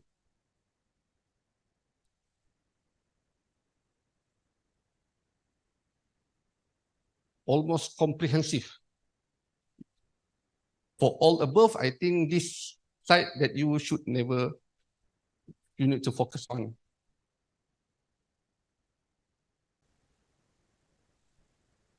Okay.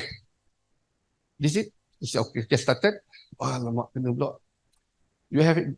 I need to go inside lah, because continue with Google and then you need to sign in. Because otherwise I'm unable to show you how powerful this AI can do.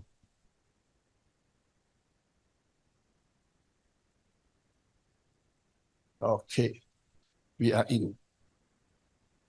Okay, no, skip.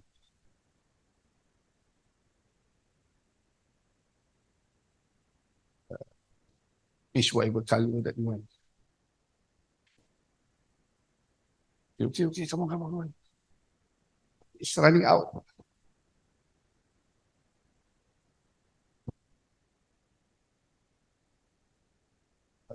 Tadi pula.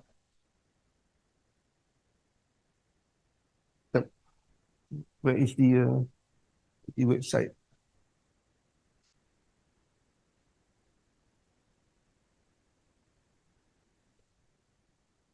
Any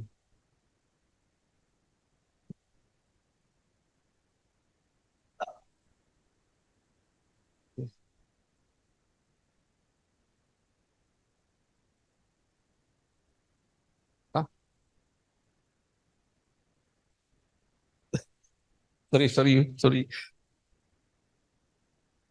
Okay.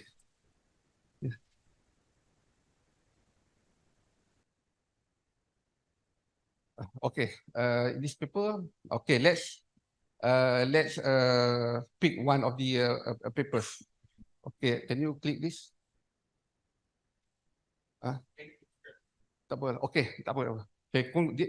Whatever the papers that you vote, this is the title of the papers. Make sure that this paper that you think that it is very related to your thesis. So you can go through down. So this is the balloon type that I show you just now. What is connect whatever author that related to your studies. And go down. Go down. Okay. Here is the related papers, similar papers compared to the above. Okay, down. Okay, this is the most important papers that related. You have several important papers on the right. This is the review papers where you need to have a review papers. It will give you the section of review papers here. And then go up, down.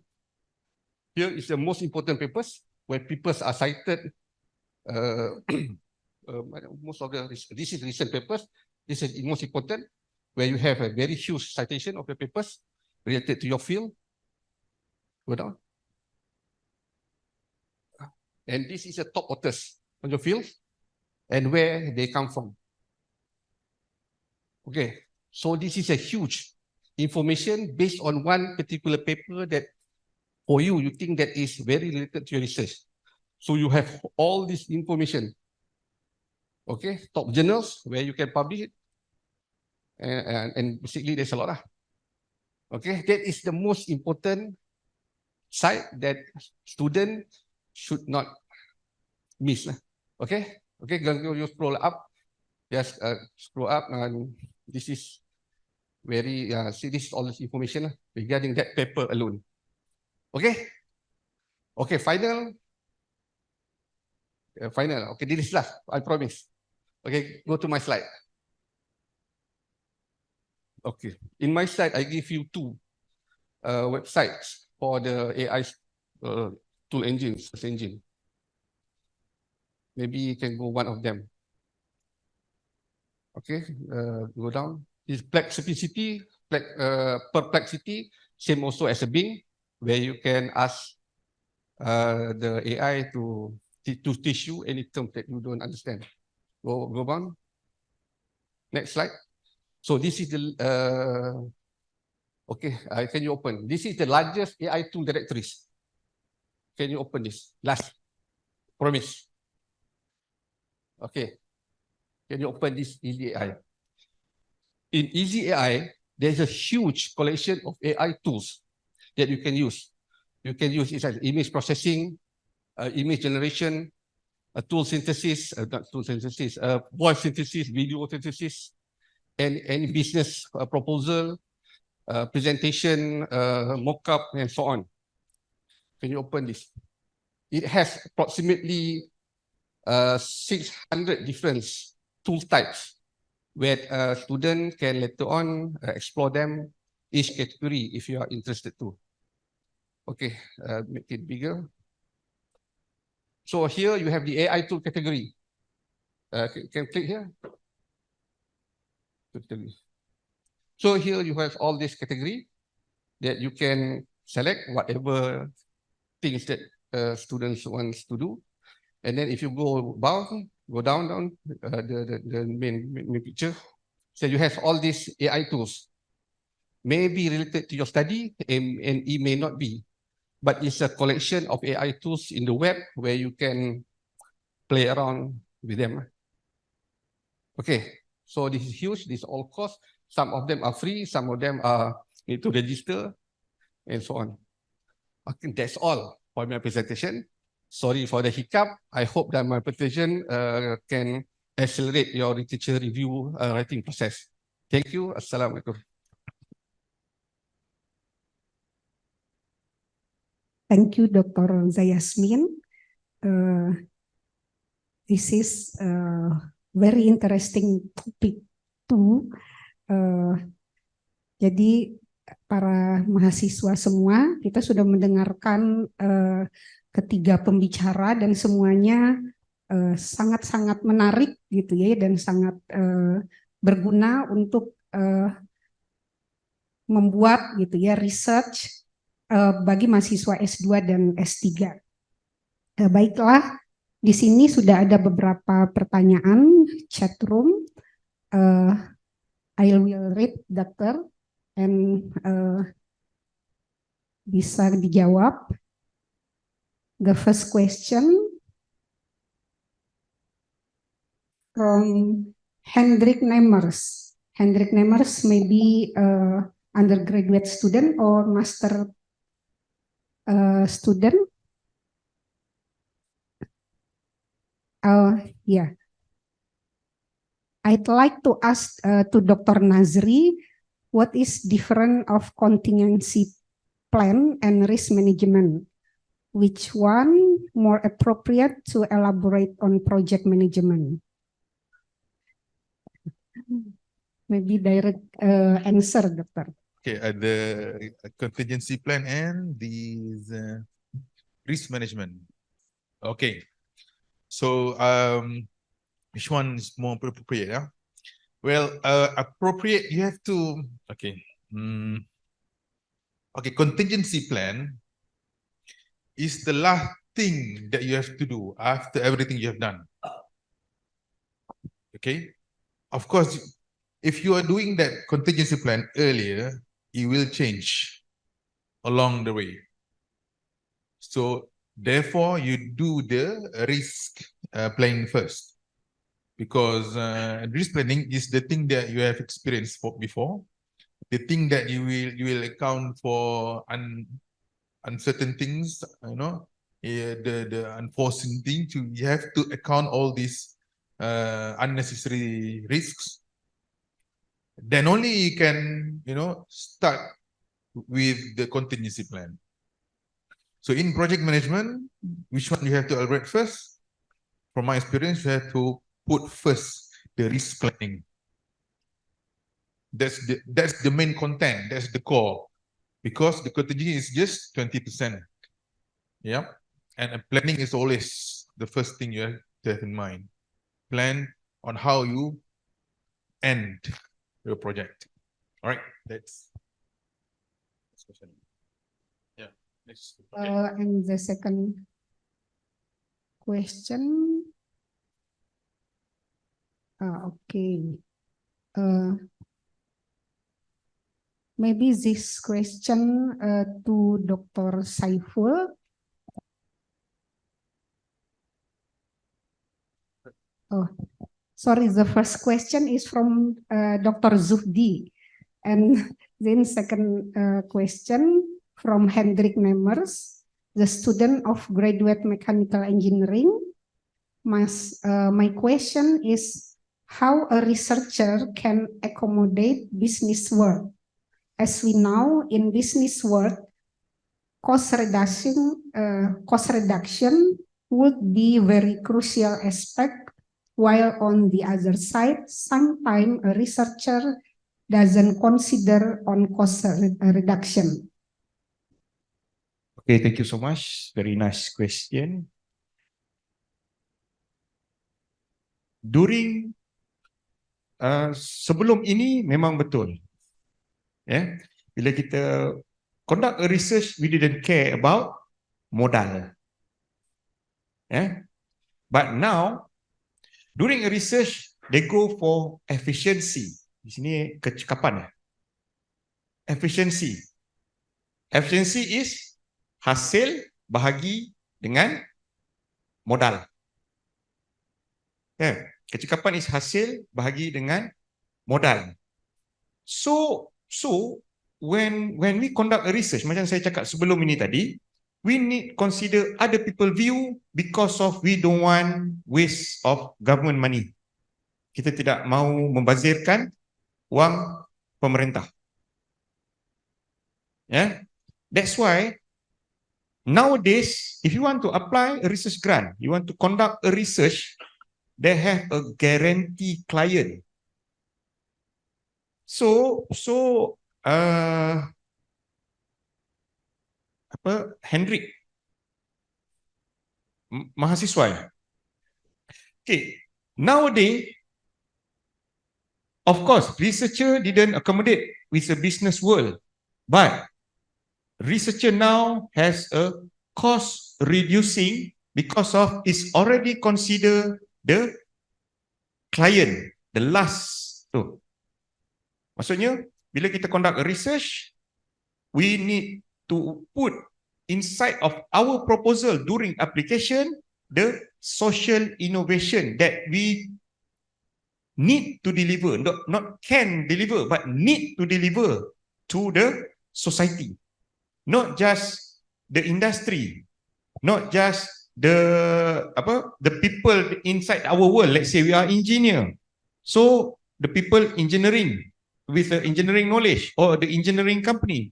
But now, when you want to conduct a research inside your methodology, you need to consider also the people beyond that, because of we want to increase the research efficiency where the hasil bahagi modal is higher.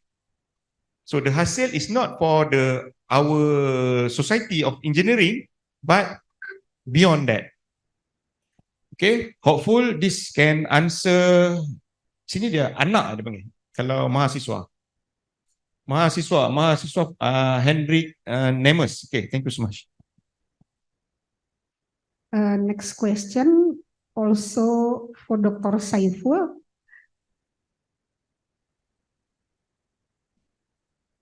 What is the difference between action research and community services? Okay. Okay, so very nice question. Yeah. As I told you before, action research, because of we have already put, this is a descriptive research, we have a client.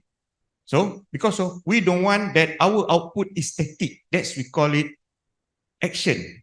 Nowadays, our output is static. We write down, we publish a journal, and then we didn't monitor what happened to the journal. Only one parameter that we consider, citation. That's true, isn't it? Betul tak? Kita sekarang ni bila kita tulis journal, kita hanya tahu, okay, my journal we have 5 citation. Alhamdulillah. But how about the knowledge? How the knowledge grow? Who do the siapakah yang menggunakan ilmu kita itu? So they come out with action research. Because of inside the action research, who using our knowledge to solve problem. Not just yang menggunakan paper kita tu untuk citation, tetapi kita akan monitor siapakah yang menggunakan knowledge yang kita tulis tu, output research kita tu, untuk menyelesaikan permasalahan mereka. So, kita pergi pula ke community service. Community service adalah satu daripada arah yang berlainan, di mana problem statement itu datang daripada community. Contohnya, kami ada membangunkan manual pencegahan denggi di Malaysia. Bila kita cerita manual pencegahan denggi, apa yang bapa-bapa, ibu-ibu fikirkan? Healthcare. Kemudian tu apa tu yang tembak asap tu? Forging, betul tak? Okay. Tetapi dalam manual itu adalah reka bentuk bangunan yang akan dibuat di Malaysia akan menitik beratkan parameter kita untuk mengelakkan air bertakung. Dalam manual tu. Dalam manual yang kita bangunkan tu, contohnya reka bentuk bumbung, reka bentuk reka bentuk bangunan, jambatan, reka bentuk pelbagai. Dalam tu ada banyak chapter. Tempat pembuangan sampah. Semua dalam itu ada, tetapi semua reka bentuknya perlu mengelakkan air bertakung. Itu adalah, pada kami, ia adalah community service di mana permasalahan itu datang daripada healthcare department. Okay, sebelum ni memang denggi kita memusnahkan, betul tak? Cara kita mengelak denggi adalah memusnahkan. Kita fogging, kita spray reset, kita guna apa cloning punya baka kan, yang apa tu, nyamuk apa? Okay, tetapi kita engineer, apakah contribution kita to the community service? This is not research. Tetapi reka bangunan yang sedia ada. Okay, kita tengok permasalahan itu, permasalahan datang daripada society. Kita bagi soalan, di manakah air bertakung di kilang ini? Itu je soalan kita. Jadi pekerja kilang, engineer semua bagi macam, bertakung di tudung tong sampah. Tudung tong sampah kan ada air bertakung kan. So kita bangun ke garis panduan, reka bentuk tudung tong sampah tidak boleh menakung air. Di Singapura, tak apa saya cerita di Singapura, di manakah tempat pembiakan nyamuknya? Ini kami benchmarking dengan IES, Institution of Engineers Singapore. Di manakah tempat nyamuk membiak di Singapura? Saya punya jawapan yang diberikan oleh IES, saya pun terkejut. Dia kata, di hutan simpannya. Kerana daun kering, air hujan, daun kering menakung air hujan dan nyamuk daripada situ. Research, bukan research lah, finding dia. Jadi dia kan ada hutan simpan kan di tengah-tengah kota tu, kan banyak hutan-hutan simpan. Dia terpaksa bangunkan satu manual. Dia kena ada apa tu dia punya PBT lah, pihak apa tu yang kutip-kutip sampah ni perlu mengutip daun kering di dalam hutan yang kita tak pernah buat. Saya rasa di Indonesia pun kita tak kutip daun kering dalam hutan kan. Tetapi di Singapura mereka terpaksa buat sebab mereka very high standard of building design. Tetapi kes denggi di Singapura tinggi. Tak rendah. Dia sometimes lebih tinggi pada Malaysia. Bila dia orang tengok di manakah tu, so rupanya daripada daun kering. Nyamuk bertelur di takungan di daun kering. Saya pun, okay. Okay, so this is the difference between action research, because from us to them, but the community service is from them and to us to solve. Okay, hopefully can answer. Bapak. To the community. Yes. But I think I would like to know how the practice in Malaysia academician regulation. Mananya Pak? Bagaimana? In Indonesia, academician, whether is students or lecturer, has 3 obligations. The first one is learning, and the second teaching. Yes, teaching or learning. And then the second one is research, doing research, and finally is community services. So currently the 3 obligations should be integrated one and another in our country. So I would like to know how about the Malaysian regulation about the 3 things. Thank you. Okay, Bapak Zuhdi.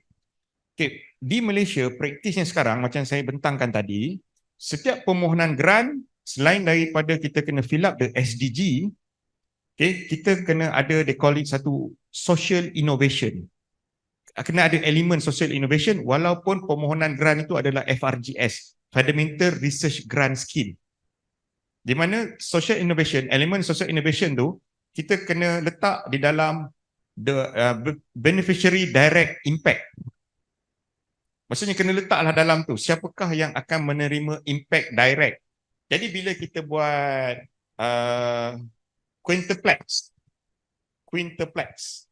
maksudnya researcher, kemudian society, ekonomi, government. Dia kena ada keempat-empat tu. Researcher, society, researcher, community and government. Dia memang kena ada dalam quintuplex tu. Quintuplex helix. Jadi setiap permohonan grant di Malaysia memang kena ada hubung kait antara keempat-empat tu. Dan bagaimanakah hubungan itu akan terjalin dan bagaimanakah outputnya itu akan dilihat. Dia memang kena letakkan output dah dalam setiap permohonan grant di Malaysia.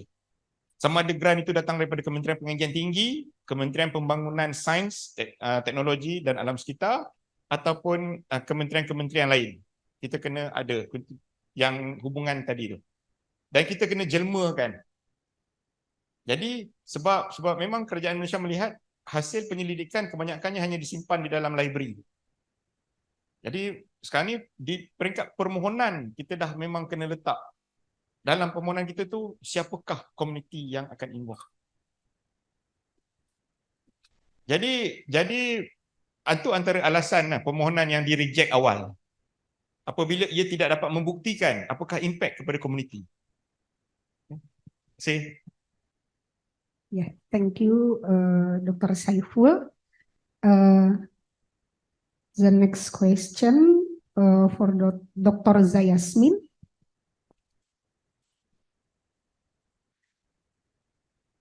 Yeah. Regarding those 4 AI tools, ChatGPT, Bing, and ChatPDF, insightful, are all freeware, and second, what is the pros and cons of each platform? Bismillahirrahmanirrahim. First of all, based on the question, I can see it is a very good question. And the question is clear-cut. So if I were Mr. Ahmad Zuhdi, I copy this question and put it at a Microsoft Bing and ask Microsoft Bing to answer this question for you in 2 seconds.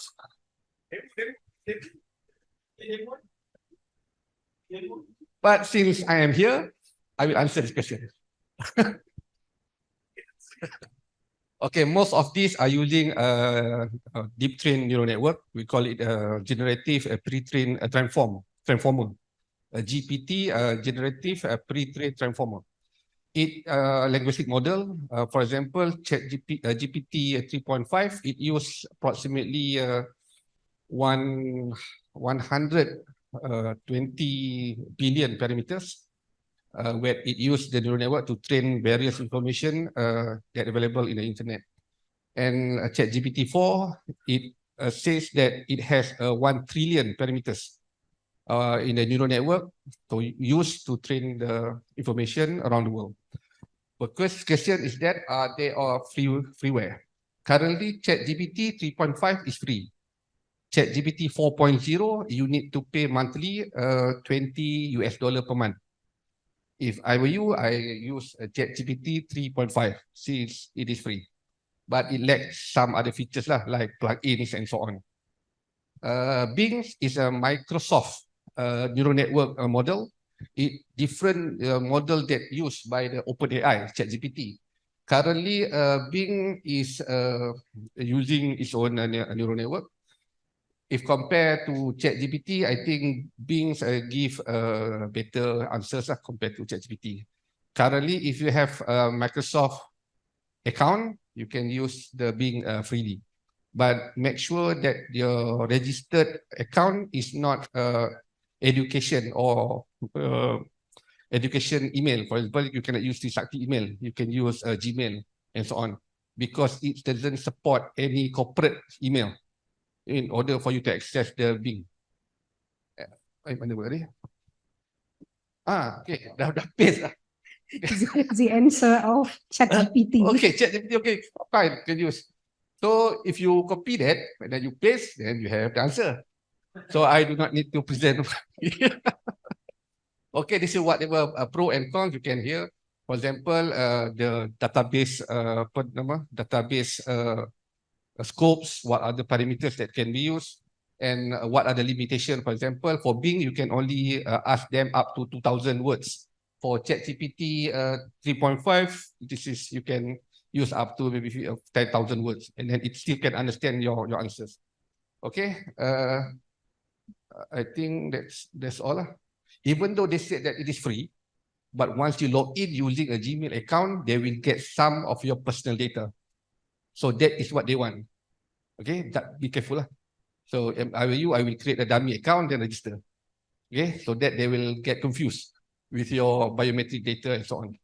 Okay, that's all. Thank you.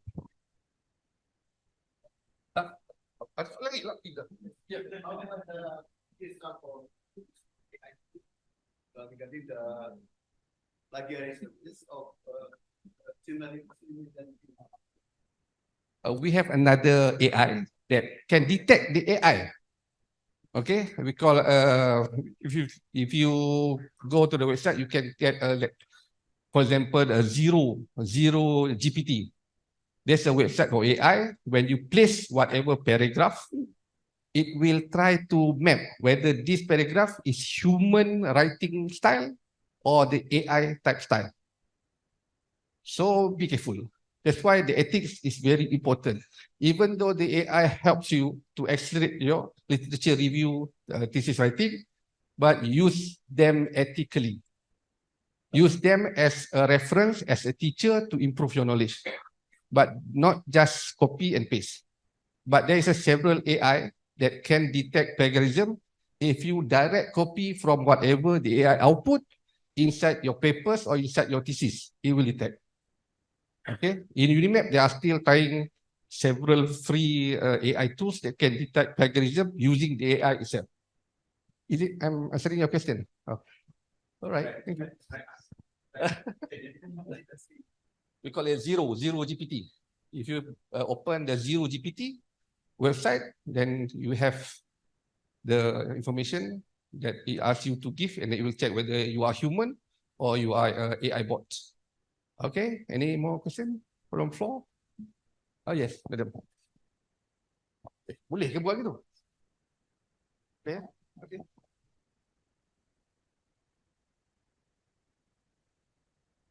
Thank you. My name is Dian Marvisa Fitri. I'm an industrial engineering lecturer. For me, as a researcher, literature review is the hardest part of the research. And also for my students. So I think some students choose to quit, and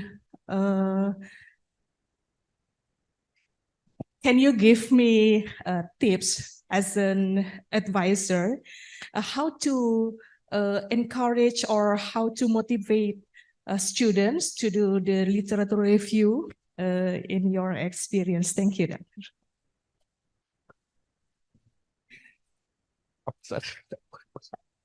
How students in the correct way. Okay. Usually, what I emphasize to my student, literature review is about knowledge gathering. You need to read in order for you to understand. In order for you to process what are the previous researcher has done in that field. You cannot just simply rely on AI. As I mentioned earlier, you need to read. But then read consumes a lot of time. Sometimes also read can introduce or induce confusion. Sometimes when you read, you also do not understand what you read. Maybe some of the word is not very familiar to you. Maybe some of the jargon, whatever things that they write in the Europe, maybe they are familiar, and then for us, maybe not familiar. So we use the AI to explain to us what we do not understand. So we use this AI to increase our understanding and our knowledge. Do not just depend on them. If we start on depend on them, then the lecturer will do not have any jobs anymore in the future. They, or whatever things, for example, Dr. Hadi, rather than asking me, they can go to direct GPT, they will get the exact answer what I'm going to talk, but it will get maybe 2-second answer other than I'm bubbling out for you in front of you in 2 minutes. So what I encourage my student is that human is always a human. Human is not a machine. We have limitation. We have other things to do. But since our time is very limited, then we need to use other tools that accelerate our works. Because currently time is moving forward in a faster speed. We need to move on as fast as possible. Otherwise, we will lose out, our university will lose out, and our country will lose if compared to other universities. Currently in Europe, they are using the AI at various levels, various aspects, various industries. So Malaysia, Indonesia, Asian country, we need to start using them now. Otherwise, we will left behind in 20 or 20 years ahead. Okay, am I answering your question? Thank you. We have maybe 5 minutes before the lecturer is finished. The last change I give to the audience in this room, the student of doctoral program. Okay, please tell your name and. Good morning. Still morning. I'm Agus Ruhimat, student here. So I would like to, before to the question, welcome to Indonesia. And thank you very much for your sharing. So I don't see industrial wording in your presentation. I'm not sure in Malaysia, is there any industrial engineering? Because I just see manufacturing engineering there. Is there similar or different?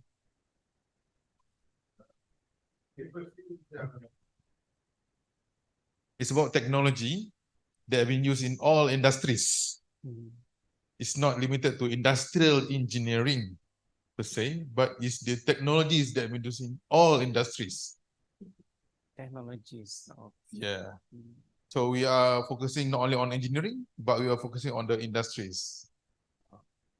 Yeah. Okay, so continue to industrial because mostly my time spent in the manufacturing and maybe 25% in the academical. So in the industrial or manufacturing, we well understand that the kaizen wording, kaizen in the Japanese, kaizen wording. So we do the kaizen or small by small improvement every day, not big improvement. We don't think of innovation. We only, because innovation, we think something very big, lab to changing something. So every day we have to make the small improvement we call kaizen from Japan. We don't think of the innovation. From my level, maybe from the owner is different. So then I come to the relation to the research. So because industrial or manufacturing mostly is time constraint. If we want to make the perfect research, it will consume time. But actually in the daily manufacturing, the most constraint is time. They have to finish on time. On time means what the buyer need. If buyer said tomorrow or this week, you have to finish in that time. So that we think, so if we think the innovation, it will be unlimited time, in infinite time, I think. But if we think like the small changing, even in the small thing, we can accommodate the time like that. So can you give us more tip on tools how our research how our research can give the result only a small thing to the community is okay, or our research output is expected to have the innovation. Thank you. Which speaker would you prefer? I mean, if in my point of view, I'm from oil and gas industry. That's industry also. I'm of oil and gas industry. Dr. Zaiazmin is totally manufacturing. He is totally manufacturing as Dr. Shaiful Ashrul also. They are from manufacturing department. They have good. So which speaker would you prefer? I mean, again, different answer. We get different. Different speaker. Okay, I try to answer it first. Okay. Baik Bapak. Saya cerita dalam konteks Malaysia. Malaysia nowadays, we have the problem of food security. Food security will be the global problem. Oh, not global problem. It will be a national problem for Malaysia. Because if you hear the news kan, berita, kalau Bapak baca berita tentang Malaysia, kita shortage beras. Kan? Okay. So Bapak cakap berkenaan dengan CQI, the continuous quality improvement, a part of Kaizen. What can we do? Because of now kami tanam 65% beras, padi kami tanam 65%. Kami hanya import 35%. Kita tolak tepi on the ethics. Maksudnya peniaga menyuruk beras itu kita tolak tepi dulu. That's why Malaysia membangunkan teknologi penanaman padi ini semenjak daripada kami merdeka. Of course, Indonesia merdeka lebih awal daripada kami dan kami bangunkan teknologi menanam padi ini sejak daripada kami merdeka, 1957, 60 plus years. Tetapi, kenapa industri padi di Malaysia masih lagi di takat itu? Okay, daripada laporan yang telah dikeluarkan, because of persepsi penanam padi itself, mereka tidak mahu menerima teknologi. Kita ambil satu yang mudah. Semasa MADA is Muda Agriculture Development Authority at the northern side of Kedah. Maksudnya di Kedah, Perlis and Utara Perak, kita ada satu jabatan yang dipanggil MADA. MADA membangunkan satu sistem pengairan yang agak canggih di mana ia mempercepatkan air masuk ke sawah. Sebelum ini, daripada terusan, dia masuk ke petak 1 masuk ke petak 2, petak 2 masuk ke petak 3, petak 3 masuk ke petak 4. Maksudnya yang petak ke-15 tu, sebulan lagi baru dapat air. Dan saya rasa itu penanaman yang sama di Indonesia. Okay. Tapi MADA membangunkan, dia panggil satu terusan di atas. Di sebelah Selangor mereka menggunakan kaedah yang sama. Tetapi, dia macam ada satu macam longkang besar di atas kan. Jadi setiap petak akan dapat air. Jadi dia lebih cepat. Boleh tanam, boleh tuat, boleh semai kan. Tetapi mereka kena mengorbankan 20 kaki daripada tanah mereka untuk pembinaan terusan tersebut. Tak nak. Tak nak. Pujuk third generation. Generasi ketiga baru mereka bersetuju untuk mengubah. Maksudnya, MADA memerlukan 30-40 tahun pengubahan mindset. Dan itulah dia kengkangan kengkangan aplikasi teknologi di Malaysia untuk penanaman padi. Saya bagi satu contoh penanaman padi. Generasi ketiga penanam padi baru mereka boleh menerima teknologi itu dengan mengorbankan 20 kaki tanah mereka untuk dibuat sistem pengairan. Sedangkan teknologi itu telah dibangunkan dan saya rasa Indonesia juga mempunyai teknologi yang sama. Sebab Indonesia pun banyak menanam padi. Dan Thailand telah menggunakannya lama. Telah lama dah menggunakan teknologi itu. Okay, baru-baru ini pula drone. Untuk baja dan juga racun. Kan? Untuk menerima drone ni kita dah cakap 10 years ago kan. Sekarang ni baru mereka boleh menerima teknologi tersebut. Itulah yang saya balikkan kepada Bapak. CQI kita hanya akan nampak apabila kita menghadapi masalah. Tetapi sebagai researcher, CQI itu we can predicted. Based on kita punya reading, kita boleh predicted.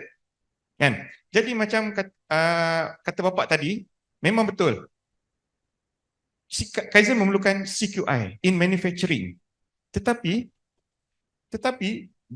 what are the direct customer? Because of we are researcher, we didn't do research untuk kita. Sebab macam saya dosen di UniMAP, Universiti Malaysia Perlis, tapi saya tidak menanam padi.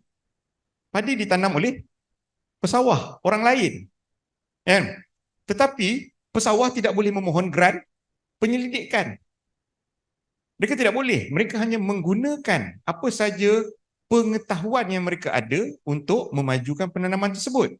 So, the CQI untuk mereka adalah apa permasalahan musim menanam padi tahun ini, dia membuat CQI untuk penanaman pada musim hadapan. Contohnya musim ini diserang oleh belalang. Jadi penyelesaiannya hanya belalang. Ataupun apa tu yang merah tu apa?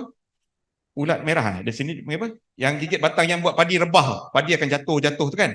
Tapi CQI mereka untuk menyelesaikan itu saja. Tetapi kita di peringkat dosen ini, kita menampakkan isu itu bukan untuk penyelesaian pada penanaman akan datang.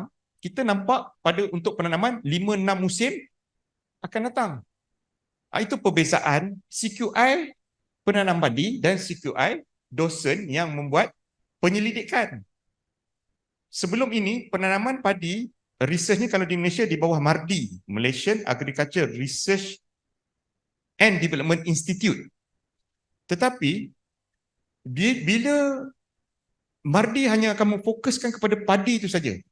Tetapi bila ia melibatkan teknologi drone, mungkin luar daripada skop MARDI tadi. Saya rasa Indonesia juga mempunyai research center yang berkaitan dengan penanaman padi. Jadi, where MARDI want to go? So, it come out to dosen di universiti. Sebab teknologi drone sebelum ni tidak ada dalam penanaman padi.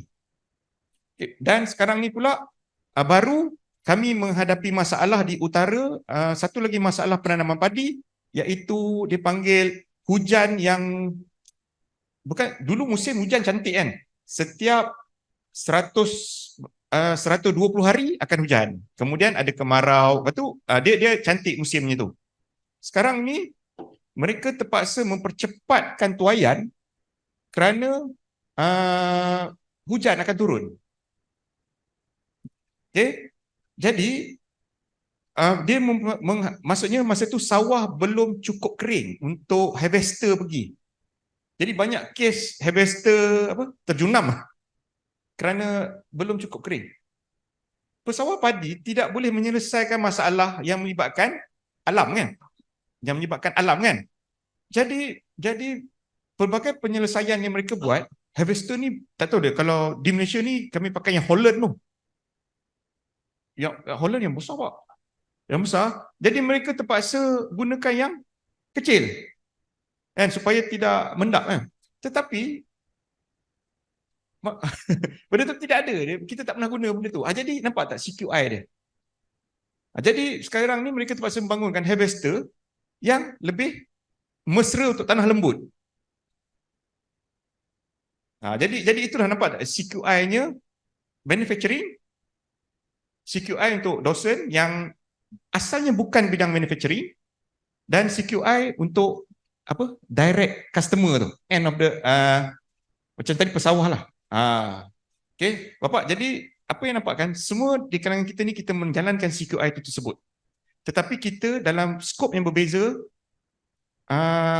pesawah juga skop yang berbeza, dan petani, jadi dan juga Rice Research Institute juga ada skop. Semua antara kita ni membuat CQI. Bezanya adalah CQI itu apakah tempohnya tu. Petani mungkin dia membuat CQI untuk penanaman akan datang. Macam kami di macam Research Institute, dia akan menyelesaikan pada satu lagi tempoh yang mungkin akan 2-3 musim, tetapi kita dosen di universiti kita akan tengok masa yang lebih panjang. Kerana satu-satu grant penyelidikan 2 tahun, 3 tahun. Kalau sekarang ni 3 tahun kita ada 6 musim penanaman padi. Okay, diharap ia menjawab sedikit. Okay, jawab. Okay, terima kasih. You, Dr. Shaiful. Baik, time is up. Maybe we have more than 10 minutes. Masih ada satu pertanyaan ya di chat room untuk Dr. Nazri, tapi ini mohon maaf waktunya sudah habis. Tidak apa-apa, Dr. Nazri masih bersedia menjawab. Oh, iya. Atau mau tertulis atau secara langsung. About project management. Masih boleh ya dokter ya? Ya, maaf ini pertanyaan terakhir ya Bapak Ibu semua yang di ruangan maupun di room. Dr. Nazri akan menjawab dari Haidir from MTI Elektro. Soalannya yang tadi apanya tadi? In project management, how we can try to elaborate or educate or influence with HR, which means they get to hiring professional person, and they try to push. Let me see here. Okay, they try to push into below limit from budget hiring. Okay, all right. So how company could make resources as investment for company? Well, this is quite sensitive. It's quite sensitive and complex, actually. It involves all parties need to sit down together, clear the work scope first. Yeah. What is your work scope? And what you can achieve with that scope. Yeah. Scope is different. What is achievement is another thing. Scope is another thing. Yeah, this is the scope. I work only at 8 hours per day, 40 hours per week. Yeah, no more than that. If you want me to move that, it's either you are doing, what we call in Malaysia melanggar undang-undang buruh gitu. It is clear, okay. Also, this is what achievement or the KPI that you need to work for. The KPI is really to be firstly concise and exact. It shouldn't be like so subjective that people can manipulate or cannot understand. It's clear. Okay. From there, you put the budget or what is the cost that need to be done. Then only. Because you cannot with that cost how much you can achieve. No, it's the other way around. I want to achieve this. How much cost do I need? For example, you have this so-called 10 ringgit Malaysia. Okay, how much food can I eat? You should think first what food do I want to eat? Then only you find the money. That's the mindset change you have to in the company as well. So the issue is how to, and influence is not really my area in psychology and all this, but always have policies and guidelines clear with you as employee. Hiring also, as we know now, that there are so many tools that we can hire, not people. So if you don't have the capacity to hire people, your budget is already burst, then you should hire tools that can work multiple than other people. I think this quite subjective and straight answer. Hope that helps.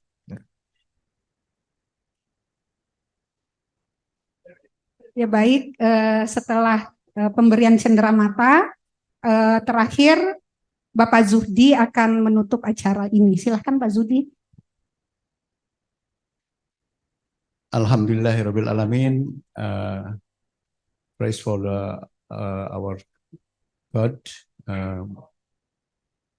merciful for all the blessing to us to conduct the seminar successfully today. And first of all, I will on behalf of our Dean, Faculty of Teknologi Industri Universitas Trisakti, I would like to thanks to our partners, our best partner from UniMAP, for Dr. Nazri, Dr. Shaiful, and Dr. Zaiazmin, for giving or delivering international what is international guest lecture. This is an agenda for internationalization program from our university.